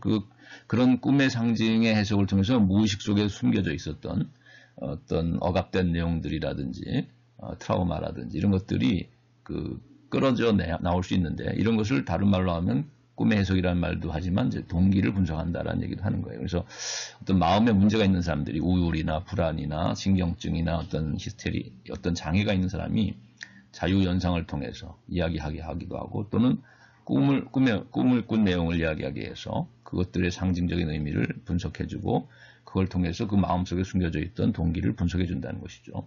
거기에서 이제 통찰에 이르게 한다는 거예요. 그러니까 모든 마음의 병에 의식적으로 우리가 발견하게 되는 마음의 병도 사실은 무의식에 뿌리를 두고 있다고 보는 것이 정신분석이니까, 그걸 통해서 그 무의식적인 억압된 내용들에 대한 통찰을 알게 되면 결국 그것을 치료해 나갈 수 있게 된다는 것이죠. 그러나 이제 환자가 거기에 대해서 저항을 하게 되고, 또 어떤 억압된 그런 어떤 자기 방어 기제를 가지고 있는 이제 이 환자는 그 무의식 중에 또 자기가 가지고 있었던 이런 마음의 병을 상담자에게 전이시킨다는 거예요. 그래서 어떤 뭐 시련의 아픔 때문에 그 상처를 억압하고 살았던 이제 환자가 있었다면, 그 시련의 아픔의 그 상처를 무의식 속에 가지고 있었던 것을 갖다가 그 상담자에게 전이시켜서 상담자를 향해서 어떤 원망을 하거나, 상담자를 또 어떻게 보면 또 연애의 감정을 갖게 되거나, 자, 이런 전이가 이루어질 수 있다는 것이죠. 자, 이런 것들을 다시 이제 문제를 파악해서 해석해 주는 것이 상담자의 또 치료 방식이고, 그런 것들을 반복해서 연습하는 것을 이제 훈습이라고 합니다. 그래서 사실 가장 핵심은 아까 말했듯이 꿈을 통해서든 자유연상을 통해서든 이런 무의식에 숨겨졌던 억압된 내용들을 끌어내서 통찰하게 해주는 것. 그러니까 치료 방법을 한마디로 요약하면 무의식을 의식화하는 것, 이것이 정신분석 치료의 방법입니다. 근데 이제 문제점을 얘기하자면, 이렇게 무의식을 통해서 의식의 모든 문제들, 의식의 병, 의식적인 어떤 마음의 병이 무의식에 의해서 결정된다라고 보는 것이죠. 그러다 보니까 이런 무의식 속에 억압되어 있던 성의 복적 충동이나 트라우마가 모든 인간 마음의 의식의 병을 결정해 준다라고 하는 이런 결정론이라는 것은 기계적인 결정론이 돼버리고, 그러다 보니까 인간의 정신적인 차원에서의 자유나 어떤 책임의 문제, 도덕적인 이런 문제까지를 다루지 못한다는 점에서 한계를 갖는다는 거죠. 그래서 이것을 보완하기 위해서 아까 말했지만은 뭐 우리가 프랑클 같은 실존 분석이나 로고테라피를 이야기하고 있는 이 철학 상담 치유 분야에서는 인간을 더 높은 차원을 또 열어놓는다고 그랬잖아요. 그래서 본능적인 차원만이 아니라 또 사회적인 의식 차원만이 아니라 정신의 자유 차원을 열어놓았기 때문에, 이런 실존 분석이나 로고테라피라는 이 방법을 통해서 접목을 해서 인간을 총체적으로 좀 더 온전하게 인간을 이해하는 필요가 있겠다. 그걸 통해서 마음의 문제를 해결하는 노력이 필요하겠다. 그 다음 행동치료는, 그 철학적 배경은 사실은 상당히 기계적인 세계관이다. 그래서 우리가 자극에 대한 반응이라는 말을 지난번에도 썼잖아요. 그래서 우리가 어떤 S에 대한 R, 그죠? 자극, 스티뮬러스에 대한 리스판스로 인간을 이해하려고 한다는 거죠. 신체의 행동으로. 사회적인 어떤 그 환경적인 자극이 주어졌을 때 그 조건 반사가 이루어지듯이 이렇게 신체적인 반응만 가지고서 인간을 이해하려고 하는데, 그렇게 된다면 이건 기계적인 관계라는 거죠. 이 자극 반응 관계는. 그래서 우리가 어떤 조작적인 조건화를 한다든가, 그래서 긍정 또는 부정적인 강화라는 건 결국 보상과 처벌을 한다는 거죠. 그래서 그 자극에 대한 반응이 예를 들면 비정상적이다, 다른 사람들이 보통 하는 반응이 안 나온다 했을 때는 어떤 보상을 통해서 이 반응을 유도한다는 것이죠. 또는 다른 반응을 또 자꾸 R이 아닌 뭐 P나 무슨 S, 뭐 Q라는 반응이 나오면 이런 것을 했을 때는 처벌을 통해서 그것을 하지 못하도록. 그러니까 사실 강아지 훈련하는 거나 똑같은 것이죠. 인간을 교육하는 것이 개를 훈련하는 것과 똑같다라는 관점을 가는 것이죠. 그래서 먹이를 줘서 보상을 주고, 그러니까 당근과 채찍으로 우리가 말을 훈련하고, 우리가 뭐 먹이를 주고 또는 뭐 벌을 가함을 통해서 개를 훈련하듯이, 우리가 요즘 뭐 개는 훌륭하다라느니 뭐 세상에 나쁜 개는 없다라느니 뭐 이런 그 교육 EBS 방송에서 나오는 그런 행동주의 치료죠. 그것이 바로 개를 치료하는 방식인데, 개는 그런 식으로 기계적인 본능에 의해서 지배받으니까 당연히 그렇게 되겠지만, 학습할 수 있지만, 인간을 그런 식으로 학습시킨다는 것은 그것은 인간의 동물적 차원만을 가지고 접근하는 것이기 때문에 분명히 한계를 갖는다. 여기에 대한 반발이 일어날 수 있는 것이죠. 인간은 자유가 있기 때문에. 그러니까 자극에 대해서 반응하는 이 사이의 선택의 자유라는 것은 인간에게 있기 때문에 원하는 그 반응에 결코 보이지 않는 사람이 생길 수 있죠. 얼마든지. 또 거짓된 행동으로 반응을 보일 수도 있기 때문에 마치 치료된 것처럼 보일 수도 있는 것이지만 사실은 치료되지 않았을 수도 있는 것이고,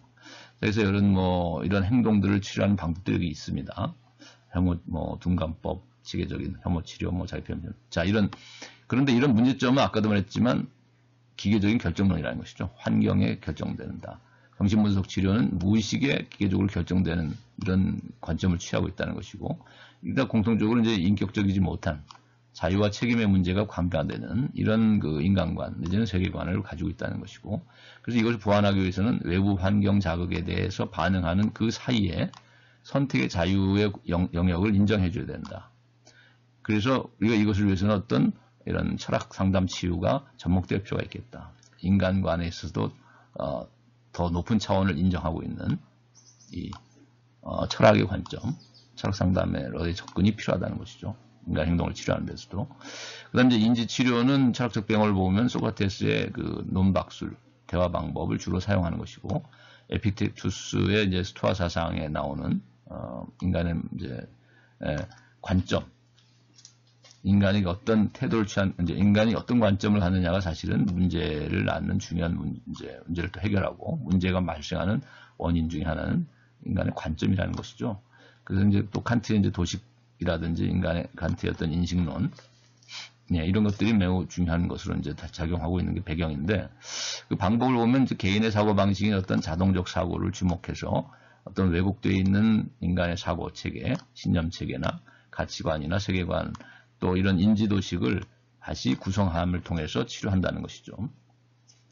근데 이제 문제점은 이것은 이제 또 다른 의미에서 결정론이다. 즉, 인간의 어떤 인지 능력, 지적인 능력에 의해서 모든 것이 결정된다는 태도. 그러니까 우리의 감정이나 행동이나 의지조차도 인간의 어떤 지적, 인지 능력, 지적인 것에 의해서 결정된다라고 하는 입장. 이것은 사실 좀 일면적이다라는 것이죠.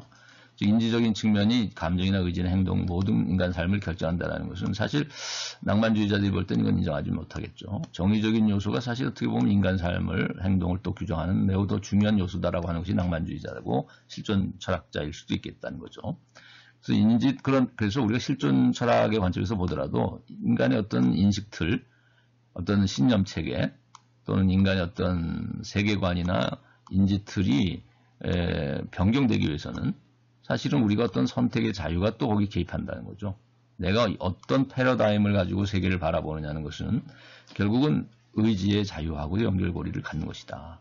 그래서 이것을 보완하기 위해서는 우리가 실존 철학이라든가 프랑클의 이런 인간관에서 보여주고 있는 정신의 영역을 열어놓는 이런 정신의 차원을 열어놓는 인간관, 그리고 로고테라피의 이런 태도 변경의 방법, 이런 것들이 사실은 세계관이나 가치관이나 신념 체계를 변화시키는 데에는 지적인 요소만 가지고 된 것이 아니라 어떤 실존적인 결단이라는 것이 필요하고, 하이데거식으로 말하면 탈존이나 결단이라는 이런 실존적인 요소가 필요한데, 이건 인간의 어떤 존재 또는 삶이 인간에게 부여하는 이런 의미를 찾아 나서는, 그래서 고통을 통해서도 배울 수 있는 인간의 이런 태도 변경, 태도 취함을 통해서만 가능한 것이다. 자, 그래서 오늘은 그래서 이상으로 그 교제에 관한 내용들을 다 살펴봤습니다. 네, 이제 우리가 교제에 관한 내용은 이상으로 간단히 다 살펴봤는데, 조금 보완해서 이제 인격 장애에 관한 얘기를 우리가 가끔 이제 영화를 분석하거나 여러분에게 과제를 줄 때 여러 가지 인격 장애 얘기들을 해서 한번 총정리를 한번 해보려고 하는데, DSM-5라고 그러죠. 그래서 그 미국의 정신과 협회에서 통계 자료를 통해서 만들어 놓은 그 분류죠. 거기에 보면은 이제 여러 가지 정신장애라든가 또 인격장애라는 항목이 또 나오고 있어요. 그래서 우리가 이제 이상심리학이나 정신의학에서 다루고 있는 내용들인데, 우리가 A, B, C라는 세 가지 이제 이런 유형 타입으로 크게 분류를 해놨습니다. DSM-5라고 그러죠. 이게 이제 정신의학 DSM-5.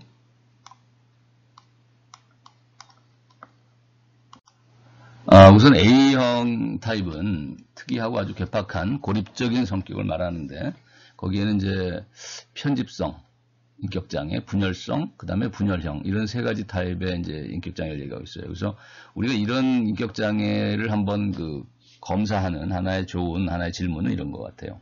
인간관계에서 우리가 늘 악의적인 동기를 의심하고, 우리가 보통 음모론이라는 게 있잖아요. 항상 모든 일이 생기면 이건 누군가 나를 해하려고 하는 음모를 꾸미고 있다, 이렇게 의심하는 사람, 악의적인 것을 의심하는 사람, 타인이 자기에 대해서. 그 다음에 손해를 나는 항상 보고 불이익을 당한다고 생각하고 있는가, 이런 사람이 있죠. 항상 나는 누군가가 나를 괴롭히고 있고 나를 괴롭히고 있다라는 이런 음모론적인, 또 의처증이나 의부증 환자라는 사람들이 있죠. 예, 항상 의심하는 것입니다, 남을. 자, 이런 것이 이제 편집성 인격장애. 그 다음에 분열성 인격장애는 혼자 있는 것을 좋아하고 마음속을 드러내지 않는. 우리가 히키고모리 같은 게임 세상에 갇혀서 사는 사람들도 혼자 있는 것만 좋아하고 거의 자기 표현을 하지 않죠. 그래서 인간관계나 의사소통 능력에서는 제한을 갖는 경우가 많죠. 그 다음에 분열형 인격장애는 분열성보다 좀 더 심각한 것이죠. 이제 그냥 혼자만 있고 남을 피하는 삶을 사는 것만이 아니라 가끔 아주 기이한 행동으로 아주 놀라운, 아주 괴팍하고 이상한 행동을 하기도 해서 사람들을 놀라게까지 하는 것이 이제 분열형 인격장애다. 그래서 이게 옛날에는 이게 정신분열의 어떤 초기 증상이라고도 볼 수 있는 것이라고 보는 거죠. 요즘은 이제 조현병이라고 하는. 그 다음에 이제 B타입은 변덕스럽고 극단적인 행동인데, 우리가 자기애성 인격장애, 나르시스틱한 것이죠. 나르시스틱한 거. 그래서 나를 매우 탁월한 자라고 생각한다는 거죠. 우리가 어떤 왕자병, 공주병 환자들이 많다고 그래요. 요즘은 다들 1인 1가구이고 또 어떤 아이도 외아들, 외딸, 그죠? 외동딸이나 외아들만을 낳고 사는 그 가정이 많다 보니까 다 왕자고 자기가 공주다라고 생각하는 경우가 많고, 내가 매우 이 세상에서 가장 공주고 왕자고 가장 뛰어나고 난 대접받고 살아야 된다는 생각을 하는 사람이 많아요. 자, 이것이 자기애성 인격장애를 낳겠다. 대인관계의 문제를 낳겠고, 그 다음에 연극성 인격장애, 히스테리라고 옛날에는 했죠. 그래서 이게 이제 다른 사람의 관심을 받지 못하면 아주 분해하고 아주 답답해하는 사람. 그래서 어디 가서나 이제 반장을 해야 되고, 어디 가서나 뭔가 자기가 리더를 해야 되고. 그래서 우리가 욕망이라는 이름의 전차의 주인공 블랑쉬라고 하는 바람과 함께 사라지다의 비비안이가 주연을 맡은 이 영화가 있었는데, 욕망이라는 이름의 전차. 예. 이 여자 주인공이 바로 이런 연극성 장애를 갖는다고 말하는 것이죠. 히스테릭한. 그 다음에 이제 반사회성 인격장애. 그래서 이 나의 행동이 타인의 권리를 침해하게 하는 것이죠. 그래서 제재를 당한 적이 있는가. 이게 영화 양들의 침묵에서 앤소니 호킨스가 열어냈던 아주 엽기적인 살인을 하기도 하고 전혀 양심의 가책을 느끼지 않는, 자, 이런 사람들을 우리가 사이코패스라고도 하고 반사회성 인격장애라고도 하죠. 우리가 여기 베테랑이라는 영화에서 보면 이제 유아인이 연기했던 어떤 재벌 2세죠. 그런 경우도 이제 상당히 반사회성 인격장애의 모습을 보이는 것 같아요. 그 다음에 경계성 인격장애, 보더라인. 이 경계성 인격장애라는 것은 혼자 있을 때는 항상 공허하고 버림받을지 모른다는 생각에 항상 불안하고 아주 극단적인 양극적인 모습을 보이는 거죠. 그래서 위험한 정사라는 영화에 이제 글렌 클로스라는 사람의 모습이 그랬다고 했는데, 이게 보통 그런 것 같아요. 어떤 경계선 인격장애나 성격장애를 가진 사람하고 사귀게 되면은 처음에는 아침에는 매우 칭찬을 해서 당신은 내가 만난 사람 중에 최고라고 이제 얘기를 하는가 하면, 칭찬하는가 하면, 바로 오후가 되면 전화 와가지고 너는 인간 쓰레기야, 이런 식으로 꺼져, 이렇게 얘기하는. 자, 이런 사람을 우리가 양극성을 갖는 아주 경계선 인격장애다. 예, 극과 극으로 왔다 갔다 하는 사람이죠. 경계선을 오가는 것이죠. 극에서 극으로 아주 불안정한 사람이죠. 그리고 항상 또 뭐 금방 또 울고 불고 하면서 공허함을 호소하고 언제 버림받을지 모른다라는 두려움 속에서 항상 또 이렇게 살아가는. 자, 그다음에 세 번째 C타입의 그 유형은 불안과 근심 걱정이 많은 대인지향적인 성격이다. 사실 그 A는 고립적이고 대인지향적이지 않죠. 편집성 인격장애, 남을 의심하고, 분열성 인격장애, 혼자 있는 걸 좋아하고, 분열형 인격장애도 역시 고립하면서 기이한 행동을, 어쩌다가 사회에 나오면 아주 기이한 행동을 하지만 사람과 사귀고 싶어 하는 사람들은 아니죠. 그러나 우리가 여기 C타입은 사람과는 사귀고 싶어 하는 사람이에요, 원래는. 근데 회피하는 것이고, 또는 의존하면서 살아가는 것이고, 아니면은 강박적인 어떤 증상을 보이는 것인데, 이제 회피성 인격장애는 그 비판받고 거절당할까봐 항상 두려워하는. 그래서 우리가 어떤 노총각이고 노처녀가 예를 들면 노총각인 사람이 항상 여자만 보면 두려워해가지고 그 거절당할까봐 청혼도 못하고 데이트 신청도 못하는 사람이 있을 수 있어요. 이런 사람들은 회피성 인격장애라고 볼 수 있는 것이죠. 분열성 인격장애가 아니라.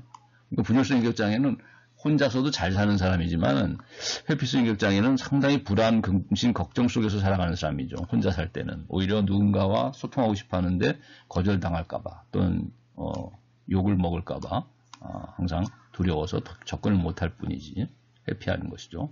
의존성 인격장애는 항상 보호받고 싶고 그래서 아주 복종적이고 순종적인 사람, 다른 사람에게 순종적인 사람, 의존하는 사람이죠. 불안하기 때문이죠. 자기가 어떤 주장을 하고 자기가 어떤 주체가 돼가지고 살아가는 것에 대한 두려움, 불안, 진심 때문에 다른 사람에게 의존하는 것이고, 그 다음에 강박성 인격장애는 항상 어떤 규칙이나 질서나 계획에 따라서 아주 정확한 순서대로 아주 그냥 완벽주의적인 성격을 또 갖기도 하고 해서 아주 강박적인 삶을 살아가는 것이죠. 우리가 지난번에 이보다 더 좋을 수는 없다라는 영화를 얘기했잖아요. 여기에 보면 이제 주인공이 보여주고 있는 잭 니콜슨이죠. 자, 이 잭 니콜슨이 보여줬던 이 그 성격이 바로 인격장애가 강박성 인격장애였다. 그래서 결벽증과 같은 것이죠, 사실 그죠?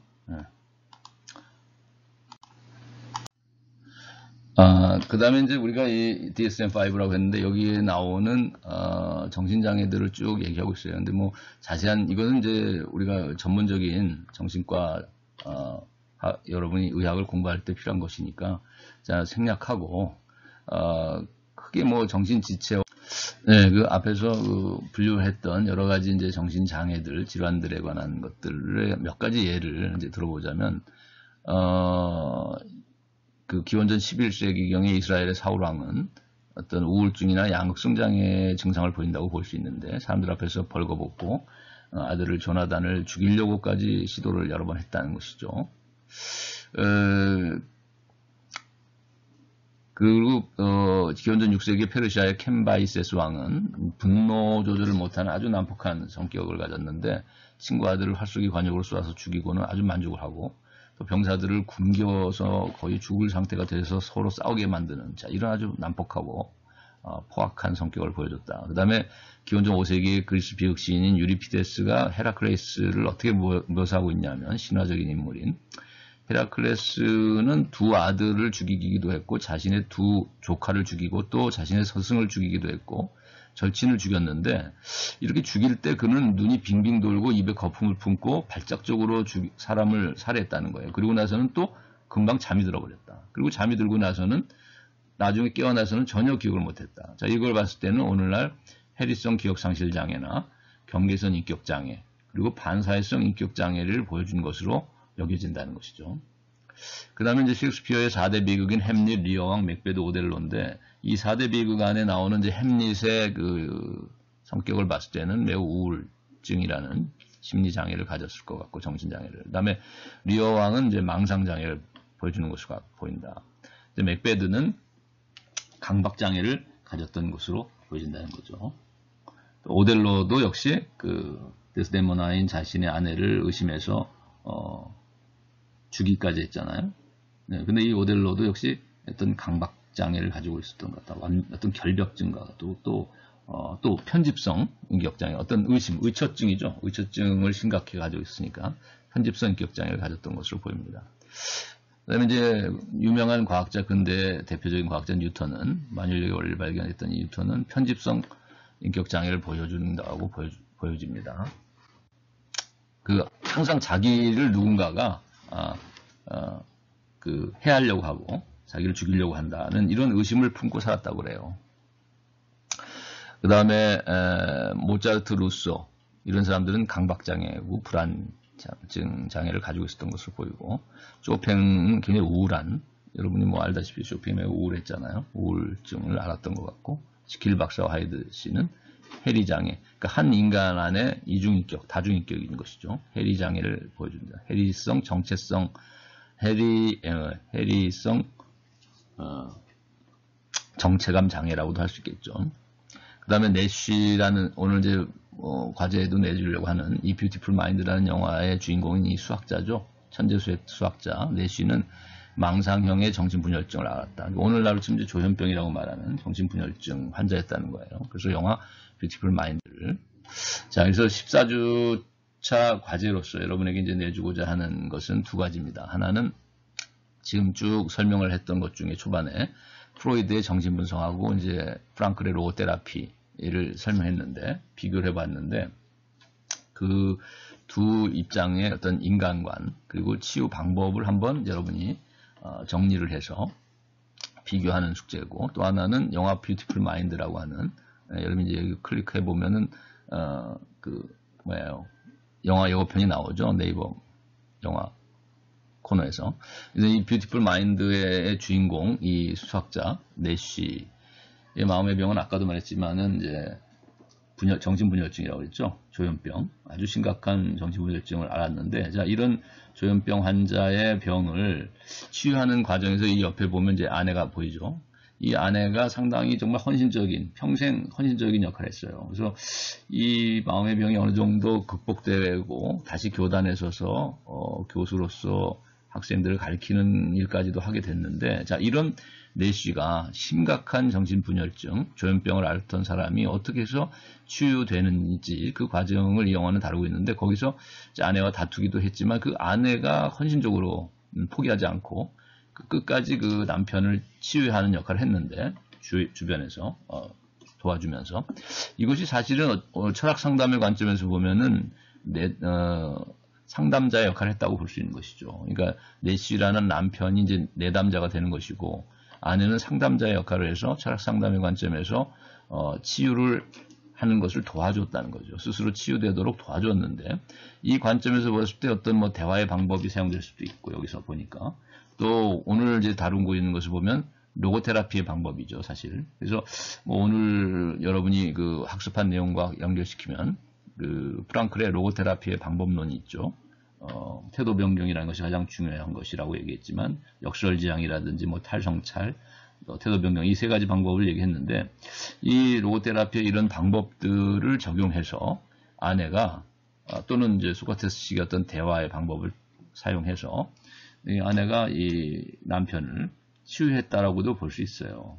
또 치유되도록 도왔다고도 볼 수 있겠죠. 철학 상담의 관점에서. 그래서 우리가 철학적인 치유가 이루어지고 있다고도 볼 수 있는데, 이 영화 안에서, 이 뷰티풀 마인드 안에서 아내는 어떻게 해서 이 남편인 내쉬를 정신분열증, 조현병으로부터 벗어나서 내지는 극복해 나가도록, 물론 완전히 치유됐다고는 하긴 어렵겠지만 어느 정도 일상생활의 가능성을 생활할 수 있도록 도와줬고, 그래서 어느 정도 극복을 해 나갔는데, 자, 이것이 가능하게 된 어떤 과정, 거기에서 어떤 방법이 적용됐을까, 한번 여러분이 오늘 이제 배웠던 이 로고테라피의 이제 인간관계 치유 방법을 한번 적용해서 이 뷰티풀 마인드의 주인공이 어떻게 치유됐는지 한번 해석해보는 그 과제를 냅니다. 그래서 지금까지 계속 이제 객관식 과제를 주로 내다가 마지막 과제, 이 두 가지는 주관식으로 여러분에게 과제를 부여합니다.